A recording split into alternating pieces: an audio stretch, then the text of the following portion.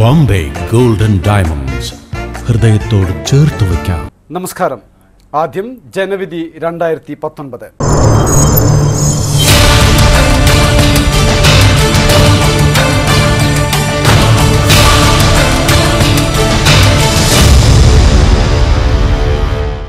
UDFിന്റെ ഉരുക്കുകോട്ടയാണ് വയനാട് മണ്ഡലം. രാഹുൽ ഗാന്ധിയുടെ വരവ് കേരളത്തിലെ മറ്റ് 19 മണ്ഡലങ്ങളിലും അനുരണനം സൃഷ്ടിക്കും. കോൺഗ്രസിന്റെ സർജിക്കൽ സ്ട്രൈക്കിൽ ഇടതുമുന്നണി കൂടുതൽ പ്രതിരോധത്തിലാകുമോ? രാഹുൽ പ്രഭാവത്തെ എങ്ങനെയാണ് പ്രചരണരംഗത്ത് NDAയും LDFും നേരിടുക? അതാണ് എല്ലാ രാഷ്ട്രീയ നേതാക്കന്മാരും രാഷ്ട്രീയ കക്ഷികളും ഉറ്റുനോക്കുന്നത്. രാജ്യത്ത് എവിടെ മത്സരിച്ചാലും ജയിക്കില്ലെന്ന കാരണത്താൽ രാഹുൽ ഗാന്ധി വയനാട്ടിലേക്ക് ഒളിച്ചോടിയെന്ന് NDAയും ആരോപിക്കുന്നു. ഈ വിഷയമാണ് മലബാർ ന്യൂസ് ചർച്ച ചെയ്യുന്നത്. രാഹുൽ ഗാന്ധി എതിർക്കുന്നത് ആരെ? ചർച്ചയിൽ പങ്കെടുക്കുന്നത് CPM നേതാവ് KP ശങ്കരൻ, കോൺഗ്രസ് നേതാവ് P ഇഫ്തിഖാറുദ്ദീൻ, NDAയിൽ നിന്നും മുരളി എന്നിവരാണ്. 3 പേർക്കും മലബാർ ന്യൂസ് ചർച്ചയിലേക്ക് സ്വാഗതം. P ഇഫ്തിഖാറുദ്ദീൻ, അനിശ്ചിതത്വങ്ങൾക്കൊടുവിൽ രാഹുൽ ഗാന്ധി വയനാട് UDF സ്ഥാനാർത്ഥിയായി മത്സരിക്കുമെന്ന പ്രഖ്യാപനം വന്നിരിക്കുന്നു. എങ്ങനെയാണ് ഈ വരവിനെ കോൺഗ്രസ് നേതൃത്വം കാണുന്നത്? രാജ്യത്തെ സംബന്ധിച്ചിടത്തോളം ഇന്ത്യൻ മതേതരത്വത്തിൻ്റെ നേതാവായി, നാളുകളിൽ ഇന്ത്യയുടെ പ്രധാനമന്ത്രിയായി മതേതര കക്ഷികൾ പ്രഖ്യാപിക്കപ്പെട്ട വ്യക്തിത്വമാണ് ശ്രീ രാഹുൽ ഗാന്ധി. ഞങ്ങളെ സംബന്ധിച്ചിടത്തോളം കേരളത്തിൽ മത്സരിക്കുക എന്ന് പറയുമ്പോൾ അതൊരു അത്ഭുതമായി തന്നെയാണ് ഞങ്ങൾ കാണുന്നത്. കോൺഗ്രസ് പ്രസ്ഥാനത്തിലെ മുഴുവൻ പ്രവർത്തകന്മാരും വളരെ സന്തോഷത്തിലാണ്. രാഹുൽ ഗാന്ധി കേരളത്തിലെ ഒരു നിയോജക മണ്ഡലത്തിൽ മത്സരിക്കുന്നു എന്നത് എല്ലാ പ്രവർത്തകരെയും ആവേശഭരിതരാക്കുന്നു. അതോടൊപ്പം പ്രവർത്തന രംഗത്ത് കൂടുതൽ മികവോടുകൂടി പ്രവർത്തിക്കുക മാത്രമല്ല, വ്യത്യസ്ത വിഭാഗങ്ങളിൽപ്പെട്ടവർ വരെ കക്ഷിരാഷ്ട്രീയ ഭേദമന്യേ ഇത്തവണ കോൺഗ്രസിനെയും മുന്നണിയെയും പിന്തുണക്കാൻ സന്നദ്ധമാകും എന്ന പ്രതീക്ഷയാണ് ഞങ്ങൾക്കുള്ളത്. KP ശങ്കർ മാസ്റ്റർ, സംസ്ഥാന സർക്കാരിൻ്റെ മികച്ച നേട്ടങ്ങൾ നിലനിർത്തിക്കൊണ്ട് തന്നെ ഭരണത്തിൻ്റെ വിലയിരുത്തലാകുമെന്ന് മുഖ്യമന്ത്രി പിണറായി വിജയൻ നേരത്തെ പ്രഖ്യാപിച്ചിരുന്നു. ഇതിനിടയിലാണ് രാഹുൽ ഗാന്ധിയുടെ കടന്നുവരവ്. മറ്റു മണ്ഡലങ്ങളെല്ലാം ഒറ്റുനോക്കുന്ന ഒരു പ്രഭവ കേന്ദ്രമായി വയനാട് മാറിക്കഴിഞ്ഞു. എങ്ങനെയാണ് രാഹുൽ ഗാന്ധിയുടെ വരവിനെ CPM നേതൃത്വം നോക്കിക്കാണുന്നത്? രാഹുൽ ഗാന്ധി എവിടെ മത്സരിക്കണമെന്ന് തീരുമാനിക്കേണ്ടത് കോൺഗ്രസ്സാണ്. കേരളത്തിൽ രാഹുൽ ഗാന്ധി മത്സരിക്കണോ വേണ്ടേ എന്നുള്ളത് കോൺഗ്രസിൻ്റെ മാത്രം പ്രശ്നമാണ്. CPIMനെ സംബന്ധിച്ചിടത്തോളം, ഇടതുപക്ഷത്തെ സംബന്ധിച്ചിടത്തോളം ഈ തെരഞ്ഞെടുപ്പിൽ രാഹുൽ ഗാന്ധി മത്സരിക്കുക എന്നുള്ളതല്ല. ഇന്ത്യയിൽ മതനിരപേക്ഷ രാഷ്ട്രീയത്തെ ശക്തിപ്പെടുത്തുന്നതിനും ഇപ്പോൾ തുടരുന്ന നയങ്ങൾ തിരുത്തുന്നതിനും ഇടതുപക്ഷത്തിൻ്റെ ഏറ്റവും ശക്തമായ ഇടപെടൽ അനിവാര്യമാണ് എന്ന ഘട്ടത്തിലാണ് ഇന്ത്യയിൽ നിൽക്കുന്നത്. അവിടെ ഇടതുപക്ഷ രാഷ്ട്രീയത്തെ കൃത്യമായി ഉയർത്തിപ്പിടിക്കുക എന്നുള്ളതാണ് ഞങ്ങളുടെ ലക്ഷ്യം. ആ ലക്ഷ്യത്തിൽ എതിരാളികൾ ആര് എന്നുള്ളത് ഞങ്ങളെ സംബന്ധിച്ചിടത്തോളം അത്ര പ്രസക്തമൊന്നുമല്ല. അതേസമയം രാഹുൽ ഗാന്ധി ഉയർത്തിക്കൊണ്ടിരിക്കുന്ന സന്ദേശം എന്താ? ഇന്ത്യ രാജ്യത്തൊരു മതനിരപേക്ഷതയെ ശക്തിപ്പെടുത്തുമെന്ന് അവകാശപ്പെടുന്ന കോൺഗ്രസിൻ്റെ അഖിലേന്ത്യാ അധ്യക്ഷന് ഉത്തരേന്ത്യയിൽ എവിടെയും മത്സരിക്കാൻ സീറ്റില്ല എന്ന ഒരു തോന്നലുണ്ടാക്കുന്ന സ്ഥിതിവിശേഷത്തിലേക്ക് പോകുന്നത് മതനിരപേക്ഷതയെ ശക്തിപ്പെടുത്തുമോ എന്നുള്ളത് ആലോചിക്കേണ്ടതാണ്. അതോടൊപ്പം തന്നെ ഞങ്ങൾ ചൂണ്ടിക്കാണിക്കുന്ന മറ്റൊരു കാര്യം, ആരോടാണ് രാഹുൽ ഗാന്ധി മത്സരിക്കുന്നത്? രാഹുൽ ഗാന്ധിയുടെ രാഷ്ട്രീയ പ്രസ്ഥാനം രാജ്യത്തെ ജനങ്ങളോട് പറയുന്നത് ഞങ്ങളുടെ ഏറ്റവും മുഖ്യ എതിരാളി എന്ന് പറയുന്നത് NDA ആണ്, BJP ആണ് എന്നാണ്. പക്ഷെ അദ്ദേഹം തിരഞ്ഞെടുക്കുന്നത് CPIMനും ഇടതുപക്ഷത്തിനും എതിരായിട്ടുള്ള ഒരു അജണ്ടയായി, ഇടതുപക്ഷത്തിനെതിരായിട്ട് മത്സരിക്കാനാണ് അദ്ദേഹം തിരഞ്ഞെടുക്കുന്നത്. ഇന്ത്യയിൽ BJPക്കെതിരായിട്ട് അതിശക്തമായി മത്സരിക്കാൻ നേതൃത്വം കൊടുക്കേണ്ട ഒരു രാഷ്ട്രീയ നേതാവ്, അഖിലേന്ത്യാ നേതാവ്, ഇടതുപക്ഷ രാഷ്ട്രീയത്തിനെതിരായിട്ട് മത്സരിക്കാൻ വേണ്ടി കടന്നു വരുന്നത് അദ്ദേഹത്തെ സംബന്ധിച്ചിടത്തോളം അദ്ദേഹത്തിൻ്റെ അവകാശവാദങ്ങളെ ആകെ നിരാകരിക്കുന്നതാണ്. അതിന് അദ്ദേഹം വലിയ വില കൊടുക്കേണ്ടി വരും, അവരുടെ പ്രസ്ഥാനവും വലിയ വില കൊടുക്കേണ്ടി വരും എന്ന് തന്നെയാണ് ഞങ്ങൾ മനസ്സിലാക്കുന്നത്. അതാണ് ഇന്ത്യ രാജ്യം നേരിടാൻ വേണ്ടി പോകുന്ന ഏറ്റവും പ്രധാനപ്പെട്ട ഒരു പ്രശ്നവും. ശ്രീ മുരളി, അടുത്ത പ്രധാനമന്ത്രി എന്ന് കോൺഗ്രസ് നേതൃത്വം വിശേഷിപ്പിക്കുന്ന രാഹുൽ ഗാന്ധിയാണ് വയനാട് മണ്ഡലത്തിൽ മത്സരിക്കാൻ പോകുന്നത്. സ്ഥാനാർത്ഥി പ്രഖ്യാപനം കഴിഞ്ഞു. എങ്ങനെയാണ് NDA നേതൃത്വം രാഹുൽ ഗാന്ധിയുടെ വരവിനെ കാണുന്നത്? കഴിഞ്ഞ കുറച്ച് ദിവസങ്ങളായിട്ട് കോൺഗ്രസിൻ്റെ കേരള ഘടകം രാഹുൽ ഗാന്ധിയുടെ പേര് ഉയർത്തിക്കൊണ്ടുവന്ന സമയത്ത് തന്നെ ഈ തെരഞ്ഞെടുപ്പിൻ്റെ ഫലം നിശ്ചയിക്കപ്പെട്ട് കഴിഞ്ഞു. കാരണം ദേശീയ തലത്തിൽ കോൺഗ്രസിൻ്റെ പ്രധാനമന്ത്രി സ്ഥാനാർത്ഥിയായി ഉയർത്തിക്കാണിക്കുന്ന രാഹുൽ ഗാന്ധി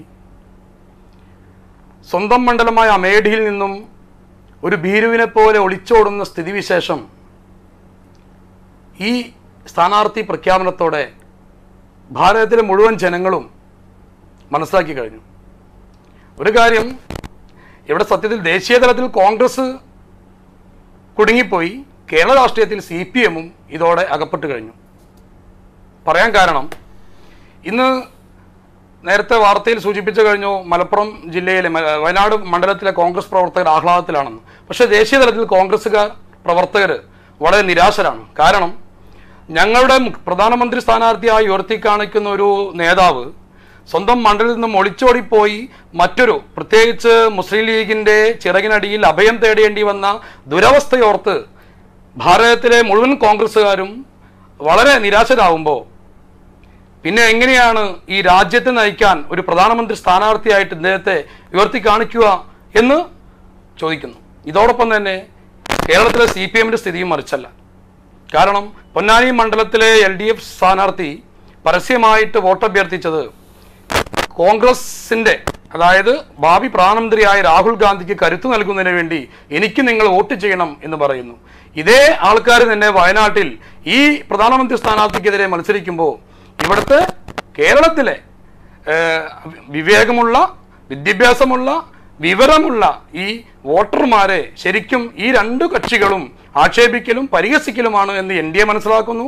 ആ ഒറ്റ കാരണം കൊണ്ട് തന്നെ NDA ഈ കേരളത്തിൽ ഭാരതത്തിലെ എല്ലാ സംസ്ഥാനങ്ങളെ പോലത്തെയും വലിയൊരു മുന്നേറ്റം നടത്തും, വലിയ ഒരു വിജയം നേടും എന്നത് ഈ ഒരു സ്ഥാനാർത്ഥി നിർണയത്തോടെ തന്നെ ഉറപ്പാക്കി കഴിഞ്ഞിരിക്കുന്നു എന്നുള്ളതാണ് പറയാനുള്ളത്. ശ്രീ ഇഫ്തിഖാറുദ്ദീൻ, രണ്ട് കാര്യങ്ങളാണ് CPM നേതാവും അതുപോലെ തന്നെ മുരളിയും ചൂണ്ടിക്കാണിച്ചത്.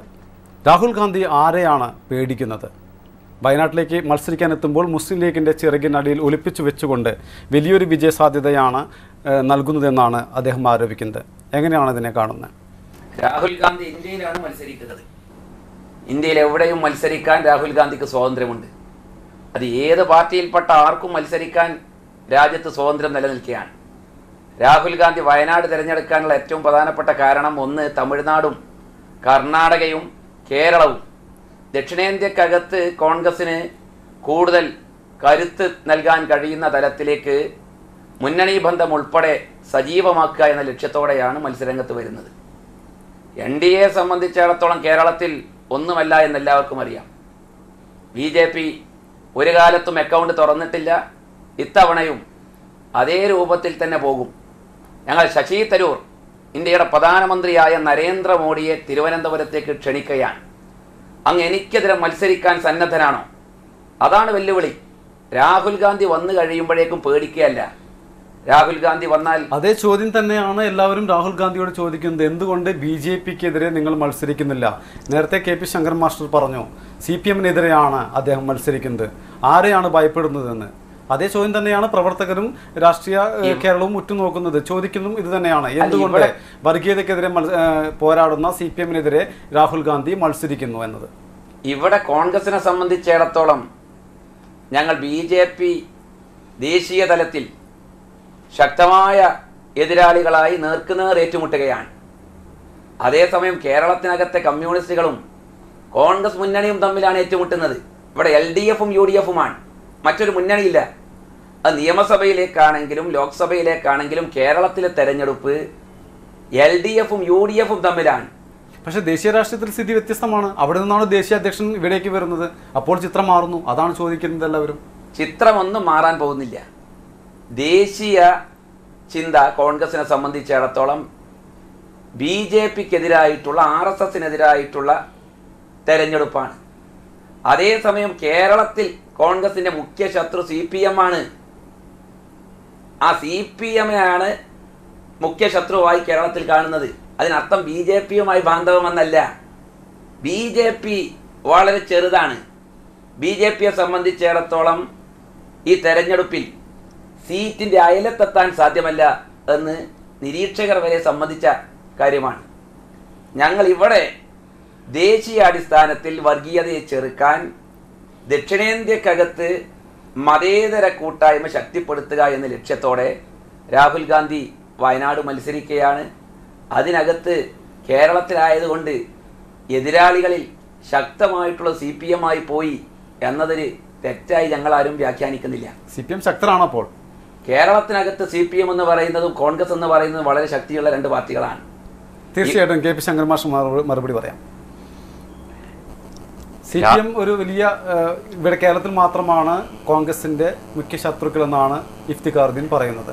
അതുകൊണ്ടാണ് രാഹുൽ ഗാന്ധി ഇവിടെ മത്സരിക്കുന്നതെന്നും അദ്ദേഹം വ്യക്തമാക്കി കഴിഞ്ഞു. എന്താണ് മറുപടി? ഞാൻ നേരത്തെ ചൂണ്ടിക്കാണിച്ചത് വീണ്ടും ആവർത്തിക്കുക. കേരളത്തിൽ CPIM അടക്കമുള്ള ഇടതുപക്ഷ കക്ഷികളും UDFും തമ്മിലാണ് പ്രധാനപ്പെട്ട മത്സരം. അവിടെ നേരത്തെ ചൂണ്ടിക്കാണിച്ചതുപോലെ NDAക്കോ BJPക്കോ വേണ്ടത്ര പേരോ വേണ്ടത്ര സ്വാധീനം ഉണ്ടാക്കാനൊരു സാധ്യതയില്ല. അങ്ങനെയുള്ളൊരു പ്രാദേശിക രാഷ്ട്രീയം നിലനിൽക്കുന്ന സമയത്ത് ഇന്ത്യയുടെ ദേശീയ രാഷ്ട്രീയം എന്ന് പറഞ്ഞാൽ വ്യത്യസ്തമാണ്. RSSും സംഘപരിവാരവും ഏറ്റവും ശക്തമായി ഇന്ത്യ രാജ്യത്ത് വീണ്ടും അധികാരത്തിൽ വരാൻ ശ്രമിക്കുമ്പോൾ അതിനെതിരായ ഒരു ബദൽ രാഷ്ട്രീയം ഉയർത്താൻ നേതൃത്വം കൊടുക്കുമെന്നാണ് കോൺഗ്രസ് അവകാശപ്പെടുന്നത്. ആ കോൺഗ്രസിൻ്റെ ദേശീയ അധ്യക്ഷൻ RSSകാർക്ക് ബദലായിട്ടുള്ള ഒരു രാഷ്ട്രീയം ഉയർത്തിപ്പിടിക്കുകയും അവർക്കെതിരായിട്ടുള്ള പോരാട്ടം ശക്തിപ്പെടുത്തുകയും ചെയ്യുന്നതിന് പകരം സ്വന്തം മണ്ഡലമായ അമേഠിയെ വിശ്വാസമില്ലാതെ ഇടതുപക്ഷ രാഷ്ട്രീയത്തെ എതിർക്കാൻ കേരളത്തിലേക്ക് വരുന്നു എന്നുള്ളത് തന്നെ ദേശീയ രാഷ്ട്രീയത്തെക്കാൾ പ്രധാനം ഞങ്ങൾക്ക് ഇടതുപക്ഷത്തെ ചെറുക്കലാണ് എന്ന ഒരു സന്ദേശം ഇന്ത്യയിലാകെ കൊടുക്കാൻ അവർ ലക്ഷ്യമിടുകയാണ്. ഇതുകൊണ്ട് യഥാർത്ഥം നഷ്ടമുണ്ടാകാൻ വേണ്ടി പോകുന്നത് കോൺഗ്രസിന് മാത്രമാണ് എന്നുള്ളത് അവർ തിരിച്ചറിഞ്ഞില്ല എന്നുള്ളതാണ് സ്ഥിതിവിശേഷം. ഇടതുപക്ഷത്തെ സംബന്ധിച്ചിടത്തോളം ഇതൊന്നൊരു വിഷയമല്ല. ഈ കേരളത്തിലെ ഭരണവും ഇടതുപക്ഷത്തിൻ്റെ നിശ്ചിതമായ നിലപാടും മതനിരപേക്ഷതയോടുള്ള പ്രതിബദ്ധതയോടുള്ള നിലപാടുമൊക്കെ ഉയർത്തിപ്പിടിച്ചുകൊണ്ട് അതിശക്തമായ പ്രചരണം നടത്താനും കേരള രാഷ്ട്രീയത്തിൽ ഇടതുപക്ഷത്തിൻ്റെ പ്രസക്തി തിരിച്ചറിയാനും ഇല്ലാത്ത ആളുകൾ തയ്യാറാകും. അവിടെ രാഹുൽ ഗാന്ധി വന്നു എന്നുള്ളത് കൊണ്ട് ഞങ്ങൾക്ക് മറ്റ് പ്രതിരോധത്തിലോ മറ്റ് മാർഗത്തിലേക്കൊന്നും പോകേണ്ട ഒരാവശ്യം ഉണ്ടാകുന്നില്ല. ഇടതുപക്ഷ കക്ഷികൾ നല്ല ഐക്യത്തോടു കൂടി വളരെ സജീവമായി ഈ തെരഞ്ഞെടുപ്പിനെ നേരിടാൻ വേണ്ടി നിശ്ചയിച്ചിട്ടുണ്ട്. അതേതായാലും അതിൻ്റെ അർത്ഥത്തിൽ തന്നെ മുന്നോട്ട് പോകും, വലിയ മുന്നേറ്റം ഉണ്ടാക്കാനും സാധിക്കും. പക്ഷേ ഞാൻ വീണ്ടും ആവർത്തിക്കുന്നത്, ആ ഇടതുപക്ഷത്തെ എതിർക്കാൻ വേണ്ടി ഒരു ദേശീയ നേതാവിനെ, ഏറ്റവും അഖിലേന്ത്യാ പ്രസിഡന്റിനെ ഈ കേരളത്തിലേക്ക് കൊണ്ടുവരുന്നത് എന്തായാലും മതനിരപേക്ഷ ബദലിനെ ദുർബലപ്പെടുത്താൻ മാത്രമേ സഹായിക്കൂ എന്നുള്ളത് കോൺഗ്രസിൻ്റെ അഖിലേന്ത്യാ തലത്തിലുള്ള പ്രവർത്തനത്തെ വലിയ ദുർബലപ്പെടുത്തുമെന്നുള്ള കാര്യത്തിൽ ഒരു സംശയത്തിനും അവകാശമില്ല. അതിൻ്റെ വില ഇന്ത്യ രാജ്യമാകെ നേരിടേണ്ടി വരും എന്നുള്ളതും കോൺഗ്രസ് തിരിച്ചറിഞ്ഞിട്ടില്ലെങ്കിൽ ആപൽക്കരമായിട്ടുള്ള സ്ഥിതിവിശേഷം ഉണ്ടാകും എന്ന് മാത്രമേ. അമേഠിയിൽ നിന്നും വയനാട്ടിലേക്ക് രാഹുൽ ഗാന്ധിയുടെ ഇത് ഒളിച്ചോട്ടമാണോ? ഞാൻ പറഞ്ഞു വന്നത്, ഇപ്പോൾ ഈ മലബാർ ടൈംസിൻ്റെ പ്രേക്ഷകർ, ആയിരക്കണക്കിന് പ്രേക്ഷകർ ഇത് കണ്ടുകൊണ്ടിരിക്കുകയാണ്. സത്യത്തിൽ അവർ മൂക്കത്ത് വിരൽ വെച്ചുകൊണ്ട് ഊറിച്ചിരിക്കുന്നുണ്ടാവും. കാരണം എന്താണെന്നറിയോ? കേരള രാഷ്ട്രീയമാണ് ഇവിടെ ഇവർ ചർച്ച ചെയ്യുന്നത്. സത്യത്തിൽ ഇപ്പോൾ കൺഫ്യൂഷൻ വരുന്നത് കേരളത്തിലെ നിയമസഭയിലേക്കുള്ള തിരഞ്ഞെടുപ്പാണോ അതോ ഭാരതം ഭരിക്കാൻ കേന്ദ്ര മന്ത്രിസഭ രൂപീകരിക്കുന്ന തിരഞ്ഞെടുപ്പാണോ എന്ന് പോലും ഇവർക്കിപ്പോൾ സംശയമുണ്ടോ എന്നാണ് ഇപ്പോൾ എനിക്ക് മനസ്സിലാവുന്നത്. ഒരു കാര്യം ഉറപ്പാണ്, കേന്ദ്ര മന്ത്രിസഭ അടുത്ത തിരഞ്ഞെടുപ്പിന് ശേഷം രൂപീകരിക്കപ്പെടുകയാണെങ്കിൽ ലോക രാജ്യങ്ങൾക്ക് മുഴുവൻ ശക്തിയും കരുത്തും നൽകിയ പ്രധാനമന്ത്രി നരേന്ദ്രമോദിയുടെ മന്ത്രിസഭയായിരിക്കുമെന്നതിൽ എല്ലാവരും ഉറപ്പിച്ചു കഴിഞ്ഞു. ഇനി ബാക്കി പറയേണ്ടത്, നേരത്തെ സൂചിപ്പിച്ചു, പ്രമേഷ് ചോദിച്ച പോലെ തന്നെ അമേഠി എന്ന മണ്ഡലത്തിൽ ഇതിന് മുമ്പത്തെ വർഷത്തെ തിരഞ്ഞെടുപ്പിൽ എത്രയായിരുന്നു ഭൂരിപക്ഷം? അത് കഴിഞ്ഞ തിരഞ്ഞെടുപ്പിൽ എത്രയായിരുന്നു? അപ്പോൾ ഇത് കൃത്യമായിട്ട് കോൺഗ്രസിൻ്റെ ഇൻ്റലിജൻസ് വിഭാഗം മനസ്സാക്കി കൊടുത്തു കഴിഞ്ഞു. നിങ്ങൾ ഇവിടെ നിന്ന് കഴിഞ്ഞാൽ അടുത്ത പാർലമെൻറ്റിനകത്ത് എത്തില്ല എന്ന് പറഞ്ഞപ്പോൾ high command major discussion AK Antony സൂചിപ്പിച്ചു കഴിഞ്ഞത്. ഈ മേജർ ഡിസ്കഷൻ എന്ന് പറഞ്ഞാൽ ഒരു മണ്ഡലത്തിൽ സ്ഥാനാർത്ഥി എന്നല്ല, അമേഠിയിൽ നിന്ന് കഴിഞ്ഞാൽ കെട്ടിവെച്ച കാശ് പോലും ചിലപ്പോൾ കിട്ടാൻ സാധിക്കാതെ വരും എന്ന ഭയത്തോടു കൂടി ഞാൻ തിരിച്ചു പോകുന്നു. എവിടേക്ക്?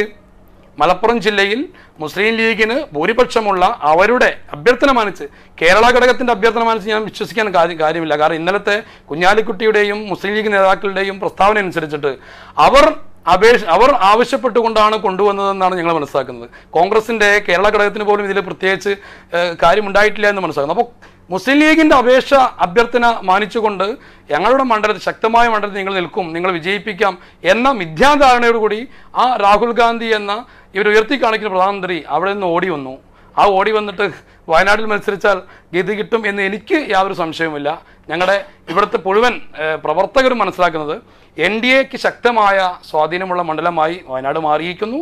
കാരണം കഴിഞ്ഞ 5 വർഷത്തെ കേന്ദ്ര സർക്കാരിൻ്റെ പദ്ധതി വിഹിതങ്ങൾ, അവിടെ ഏറ്റവും കൂടുതൽ ആദിവാസി മേഖലകൾ, മലയോര മേഖലകൾ, അടിസ്ഥാന വിഭാഗങ്ങൾക്ക് കൊടുക്കേണ്ട എല്ലാ ഫണ്ടുകളും വയനാട് മേഖലയെ സംബന്ധിച്ചിടത്തോളം 5 വർഷം കൊണ്ട് വളരെ വികസിതമായ കാര്യങ്ങൾ. പക്ഷേ സംസ്ഥാന സർക്കാർ മോഡി കൊടുത്തു എന്നതിൻ്റെ പേരിൽ മാത്രം അവിടെ ചെലവാക്കാതെ ലാപ്സാക്കിയത് അവിടെ ജനങ്ങൾ മനസ്സിലാക്കിയിട്ടുണ്ട്.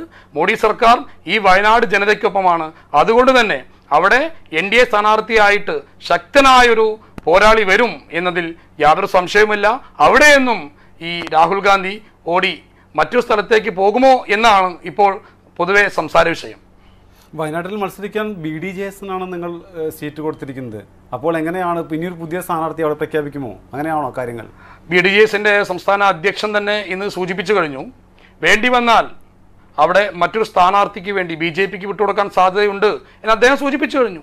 അതുകൊണ്ട് തന്നെ അവിടെ ആര് സ്ഥാനാർത്ഥിയാകുന്നു എന്നുള്ളതല്ല, രാഹുൽ ഗാന്ധി എന്ന ഉയർത്തി കാണിക്കുന്ന ഭീരുവായ പ്രധാനമന്ത്രിയെ നേരിടാൻ BJP തന്നെ രംഗത്ത് വരും എന്നാണ് എൻ്റെ വിശ്വാസം. ശ്രീ ഇഫ്തിഖാറുദ്ദീൻ, ഇന്ന് ഉച്ചവരെ വലിയ അവ്യക്തതയായിരുന്നു. ഒരാഴ്ച നീണ്ടുനിന്ന സ്ഥാനാർത്ഥിത്വവുമായി ബന്ധപ്പെട്ട് ഏറെ ആശങ്കകളാണ് കോൺഗ്രസ് നേതാക്കൾ തന്നെ സൃഷ്ടിച്ചിരുന്നത്. മുല്ലപ്പള്ളി രാമചന്ദ്രൻ, രമേശ് ചെന്നിത്തല, ഉമ്മൻചാണ്ടി തുടങ്ങിയവർ ആദ്യം രാഹുൽ ഗാന്ധി മത്സരിക്കാൻ എത്തുന്നു എന്ന് പരസ്യ പ്രസ്താവനകൾ ഇറക്കുന്നു. തൊട്ടു പിന്നാലെ സ്ഥാനാർത്ഥിയെ പ്രഖ്യാപിച്ച T. സിദ്ദിഖ് പിന്മാറുന്നു. എന്നിട്ടും അനിശ്ചിതത്വം നിലനിന്നു. ഇന്ന് ഉച്ചവരെ കാത്തു നിൽക്കേണ്ടി വന്നു. അവിടെയാണ് മുരളി ചോദ്യം ചെയ്യുന്നത്, മുസ്ലിം ലീഗ് മണ്ഡലം അല്ലെങ്കിൽ അവരുടെ സമ്മർദ്ദം മൂലം രാഹുൽ ഗാന്ധി ഇവിടെ മത്സരിക്കുന്നുവെന്ന്. എങ്ങനെയായിരുന്നു ഇങ്ങനെ ഒരു അനിശ്ചിതത്തിലേക്ക് കാര്യങ്ങൾ മാറി മറിഞ്ഞത്? ഇവിടെ നമ്മൾ വാരണാസി നിയോജക മണ്ഡലം പോലെയല്ല വയനാട്. 111 കർഷകർ ഇന്ത്യൻ പ്രധാനമന്ത്രിക്കെതിരെ നാമനിർദ്ദേശ പത്രിക നൽകി. രാജ്യത്ത് അതിർത്തിയിൽ ഭക്ഷണം ലഭിക്കാത്ത അവസ്ഥ വിശദീകരിച്ച സൈനികൻ, അദ്ദേഹത്തെ സൈന്യത്തിൽ നിന്ന് നരേന്ദ്രമോദി പിരിച്ചുവിട്ട തേജ് ബഹദൂർ യാദവ് പത്രിക സമർപ്പിക്കുകയാണ്. രാജ്യത്ത് വേദനിക്കുന്ന വിഭാഗങ്ങളെല്ലാം കിസാൻ മഹാസംഘ് എന്ന് പറയുന്ന പ്രസ്ഥാനം നമ്മുടെ 700ഓളം പ്രമുഖരെ BJP-യുടെ പ്രധാനമന്ത്രിയായ നരേന്ദ്രമോദിക്കെതിരെ നിർത്തുകയാണ്. ഇതുപോലെ ഒരു ദുരവസ്ഥ ഇന്ത്യയിലെ മറ്റൊരു പ്രസ്ഥാനത്തിൻ്റെ നേതാവിനും ഉണ്ടായിട്ടില്ല. ഇന്ത്യയിൽ ഒരു പ്രധാനമന്ത്രിക്കും ഉണ്ടായിട്ടില്ല. നീരവ് മോദിയെപ്പോലെ, ലളിത് മോഡിയെപ്പോലെ, അംബാനിയെപ്പോലെ, അദാനിയെപ്പോലെയുള്ള കോടീശ്വരന്മാരുടെ പാവയായി മാറിയ ഇന്ത്യൻ പ്രധാനമന്ത്രിക്ക് താക്കീത് നൽകുകയാണ് ഒരു ഭാഗത്ത് നടക്കുന്നത്. രാഹുൽ ഗാന്ധി എന്ന് പറഞ്ഞാൽ സാധാരണക്കാരൻ്റെ നേതാവാണ്. കൊള്ളക്കാരനായ ഇന്ത്യൻ പ്രധാനമന്ത്രിയെ ജനമധ്യത്തിൽ അവതരിപ്പിക്കാൻ സാധിച്ച നേതാവ്. ചൗക്കിദാർ ചോർഹെ, രാജ്യത്തിൻ്റെ കാവൽക്കാരൻ, കള്ളനാണ്. അതിൽ ചെറിയ വാചകമല്ല. 526 കോടി രൂപയ്ക്ക് ലഭിക്കുമായിരുന്ന ഒരു പോർ വിമാനത്തിന് BJP അധികാരത്തിൽ വന്ന് അംബാനിയെ ഇടനിലക്കാരനാക്കി 1670 കോടിക്കാണ് അതേ വിമാനം അതേ രാജ്യത്ത് നിന്ന് അതേ കമ്പനിയിൽ നിന്ന് വാങ്ങാൻ തീരുമാനിക്കുന്നത്. ഇത്രമാത്രം കൊള്ള ചെയ്യപ്പെട്ട ഒരു പ്രധാനമന്ത്രിയാണ് മറുഭാഗത്തുള്ളത്. ഞാൻ ഈ പറഞ്ഞ കാര്യത്തിലേക്ക് തിരിച്ചു വരാം. രാഹുൽ ഗാന്ധി എന്ന് പറഞ്ഞാൽ രാജ്യത്തിൻ്റെ നേതാവാണ്. മതേതര പ്രസ്ഥാനമായ ഇന്ത്യൻ നാഷണൽ കോൺഗ്രസിൻ്റെ അഖിലേന്ത്യാ നേതാവാണ്. അഖിലേന്ത്യാ അധ്യക്ഷൻ രാജ്യത്ത് ദക്ഷിണേന്ത്യയിൽ കോൺഗ്രസിന്റെ അടിവേര് വർദ്ധിപ്പിക്കുക എന്ന ലക്ഷ്യത്തോടു കൂടി തന്നെയാണ് മത്സര രംഗത്ത് ഇറങ്ങി വന്നിട്ടുള്ളത്. ഇത് ജീവൻ മരണ പോരാട്ടമാണ്. ചോദ്യം വീണ്ടും ആവർത്തിക്കുന്നു. വയനാട് മണ്ഡലവുമായി ബന്ധപ്പെട്ടുള്ള അനിശ്ചിതത്വം നിലനിന്നു. ദിവസങ്ങൾക്ക് ശേഷമാണ് പ്രഖ്യാപനം നടന്നത്. ഒരു അനിശ്ചിതത്വം ഞങ്ങൾക്ക് ഉണ്ടായിരുന്നില്ല.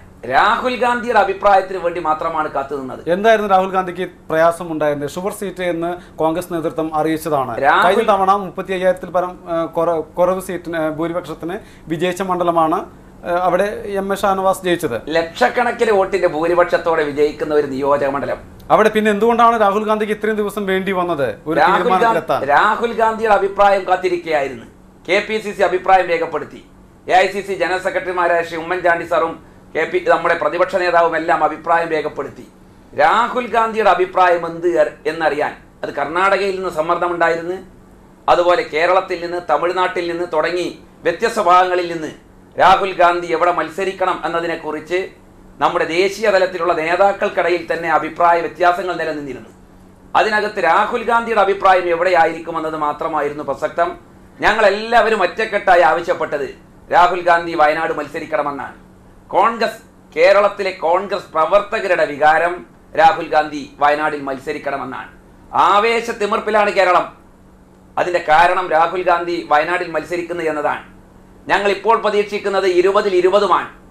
കേരളത്തിലെ മുഴുവൻ സീറ്റുകളും അനുകൂലമാകുമെന്ന്. 20-ൽ 20 സീറ്റും പിടിച്ചെടുക്കുമെന്ന് തന്നെയാണ് കോൺഗ്രസ് നേതൃത്വം കരുതുന്നത്. രാഹുൽ ഗാന്ധിയുടെ വരവ് കൂടുതൽ വിജയസാധ്യത തുറന്നു കാണിക്കുന്നു എന്നവർ വ്യക്തമാക്കുന്നു. എങ്ങനെയാണ് CPM ഇതിനെ നോക്കിക്കാണുന്നത്? കോൺഗ്രസ് നേരിടാൻ പോകുന്നത് വലിയൊരു തകർച്ചയാണ്.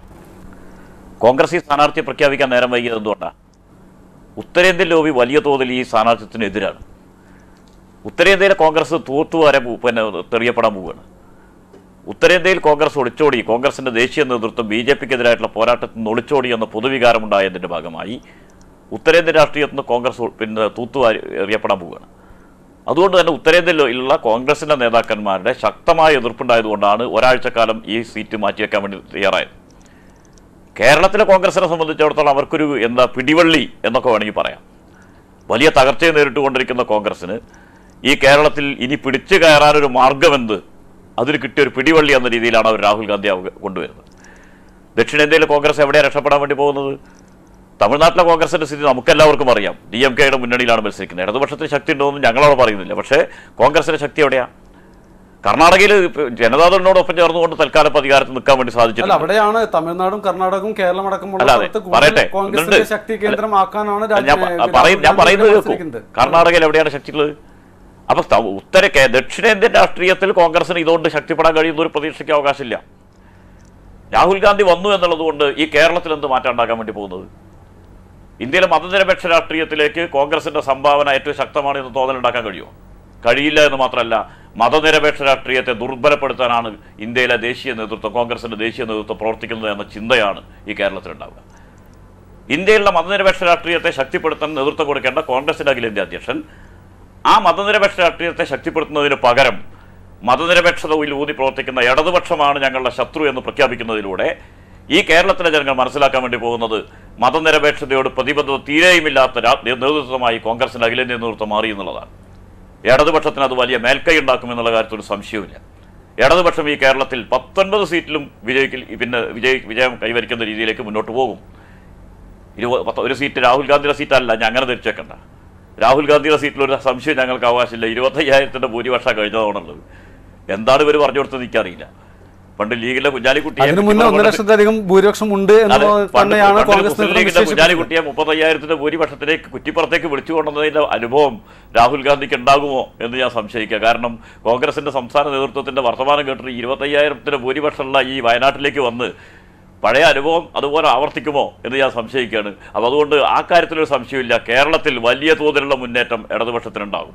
ഇടതുപക്ഷമാണ് മതനിരപേക്ഷതയ്ക്ക് ഏറ്റവും ശക്തമായിട്ടുള്ള പ്രതിരോധം അതിനു വേണ്ടി പ്രവർത്തിച്ചുകൊണ്ടിരിക്കുന്നത് എന്ന് ഇന്ത്യയിലാകെ ഏറ്റവും നല്ല സന്ദേശം ഉയർത്താൻ വേണ്ടി കഴിയുന്നു. ആ സന്ദേശം കേരള രാഷ്ട്രീയത്തിൽ നന്നായി ഇടതുപക്ഷത്തിന് അനുകൂലമായിട്ട് മാറുന്നു.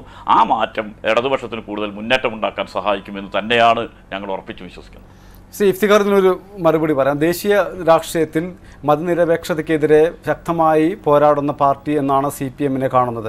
അവിടെയാണ് CPM-നെതിരെ മത്സരരംഗത്തുമായി രാഹുൽ ഗാന്ധി എത്തുന്നത്. ഈ സ്ഥിതിവിശേഷത്തെ എങ്ങനെയാണ് കോൺഗ്രസ് നോക്കിക്കാണുന്നത്? ഞങ്ങളെ സംബന്ധിച്ചിടത്തോളം രാഹുൽ ഗാന്ധി രാജ്യത്തിനകത്ത് എവിടെയും മത്സരിക്കാം, അവിടെ എവിടെയും മത്സരിക്കാമെന്ന് തന്നെയാണ് അത് കോൺഗ്രസ് അധ്യക്ഷനും കോൺഗ്രസിന്റെ തീരുമാനമാണ്. ഇവിടെ അതല്ല, ഇവിടെ മത്സരിക്കുന്നത് ഒളിച്ചോടി പോന്നുകൊണ്ട് വയനാട്ടിലെ മണ്ഡലത്തിൽ മത്സരിക്കുന്നു എന്നത് തന്നെയാണ് എല്ലാവരും നോക്കിക്കാണുന്നത്. ഘടകകക്ഷിയല്ല, CPM ഒരു പാർട്ടിയാണ്, അവരുടേതായ മുന്നണി. അവർ നാളെ രാഹുൽ ഗാന്ധി പ്രധാനമന്ത്രിയാകാൻ പിന്തുണക്കുമെന്ന് എന്താ ഉറപ്പാണുള്ളത്? മതനിരപേക്ഷ കക്ഷികൾ എന്നാ പറയുന്നത്. ഞങ്ങൾ രാഹുൽ ഗാന്ധിയെ ഇന്ത്യയുടെ പ്രധാനമന്ത്രിയാക്കാൻ പരിപൂർണമായി പിന്തുണ നൽകും എന്ന് ഇതുവരെ ഏതെങ്കിലും CPM-ന്റെ നേതാവ് അഖിലേന്ത്യാ തലത്തിൽ നിന്ന് പ്രസ്താവന ഇറക്കിയിട്ടുണ്ടോ? കോൺഗ്രസ് പാർട്ടിയെ വളർത്തുക, രാജ്യത്ത് മതേതര ശക്തികൾക്ക് കൂടുതൽ ശക്തി പകരുക. ഞങ്ങളുടെ കൂടെ നിൽക്കുന്നതെല്ലാം മതേതര കക്ഷികളാണ്. കർണാടകയിൽ ഏറ്റവും വലിയ ഒറ്റകക്ഷിയായിട്ടും വെറും 4-5 സീറ്റിന്റെ കുറവ് മാത്രമേ കോൺഗ്രസിനുണ്ടായുള്ളൂ. കോൺഗ്രസ് ഏറ്റവും ചെറിയ കക്ഷികളിൽപ്പെട്ട JDS-നെ മുഖ്യമന്ത്രി സ്ഥാനത്തേക്ക് വെച്ച് നീട്ടാൻ സന്നദ്ധമായിട്ടുണ്ട് എങ്കിൽ കോൺഗ്രസിന്റെ വിശാല മനസ്കതയാണത്. കോൺഗ്രസിന് അടിവേരുള്ള സംസ്ഥാനങ്ങളിലൊന്നാണ് കർണാടക. അതുപോലെ തിരിച്ചു വരും. DMKയുടെ നേതാവ് സ്റ്റാലിൻ പറഞ്ഞത് ഞങ്ങൾക്കൊരു പ്രധാനമന്ത്രി സ്ഥാനാർത്ഥിയുള്ളൂ, അത് രാഹുൽ ഗാന്ധിയാണ്. അതുപോലെ പറയാൻ CPM സന്നദ്ധമാണോ? അത് പറയാത്തിടത്തോളം കാലം രാജ്യത്ത് കോൺഗ്രസ് CPM-നെയും ശത്രുവായി തന്നെയാണ് കാണുക. മത്സര രംഗത്ത് കോൺഗ്രസിന്റെ ഏത് നേതാവും കടന്നു വരും. ശ്രീ മുരളിക്ക് പറയാം, NDA നേതൃത്വം വലിയ പ്രതീക്ഷയോടുകൂടിയാണ് 2019 ലോക്സഭാ തെരഞ്ഞെടുപ്പിനെ നേരിടാനൊരുങ്ങുന്നത്. അവിടേക്കാണ് കേരളത്തിൽ നിങ്ങൾ താമര വിരിയിക്കും എന്ന് പറഞ്ഞുകൊണ്ട് മുന്നേറുമ്പോൾ അടുത്ത പ്രധാനമന്ത്രി എന്ന് പ്രഖ്യാപിച്ചുകൊണ്ട് കോൺഗ്രസ് ദേശീയ നേതാവിനെ തന്നെ രംഗത്തെത്തിയിരിക്കുന്നത്. എങ്ങനെയായിരിക്കും ഇനി ഉള്ള മത്സരം? ഭാരതത്തെ സംബന്ധിച്ചിടത്തോളം ശരിക്കും NDA വിജയിച്ചു കഴിഞ്ഞു എന്നുള്ളതാണ്. കേരളത്തേക്ക് വരുമ്പോൾ നമുക്കറിയാൻ സാധിക്കുമല്ലോ, കഴിഞ്ഞ കുറച്ച് മാസങ്ങളായിട്ട് ഇവിടുത്തെ വോട്ടർമാരായ ജനാധിപത്യ വിശ്വാസികൾ, ഏത് മതമായിക്കോട്ടെ, ഏത് രാഷ്ട്രീയമായിക്കോട്ടെ, ഏത് സംഘടനയിൽപ്പെട്ടവരായിക്കോട്ടെ, അവരൊക്കെ വിശ്വസിക്കുന്ന വിശ്വാസങ്ങളെ ഇല്ലായ്മ ചെയ്യാൻ വേണ്ടിയിട്ട് നടത്തിയ പരിശ്രമത്തിൻ്റെ ഭാഗമായി വിശേഷിച്ച് കേരളത്തിൽ വലിയൊരു മാറ്റമുണ്ടായിട്ടുണ്ട്. അത് തുറന്നു പറയാം, ശബരിമല വിഷയം തന്നെയാണ്. ആ വിഷയത്തിന് അധിഷ്ഠിതമായി ഇവിടുത്തെ ജനങ്ങളുമായി സംവദിക്കുമ്പോൾ ഭാരതത്തിൻ്റെ വികസനവുമായി ബന്ധപ്പെട്ട് പ്രധാനമന്ത്രി നടപ്പാക്കിയ പദ്ധതികളെക്കുറിച്ച് വിശദീകരിക്കുമ്പോൾ NDA തല ഉയർത്തിപ്പിടിച്ചുകൊണ്ട് നട്ടെല്ല് വളയ്ക്കാതെ കൃത്യമായിട്ട് ഈ തെരഞ്ഞെടുപ്പിൽ വോട്ട് ചോദിക്കുമ്പോൾ ആ വോട്ടിന് അനുകൂലമായ ഏറ്റവും ആശ്വാസകരമായ പ്രതികരണമാണ് കേരളത്തിൽ കിട്ടിക്കൊണ്ടിരിക്കുന്നത്.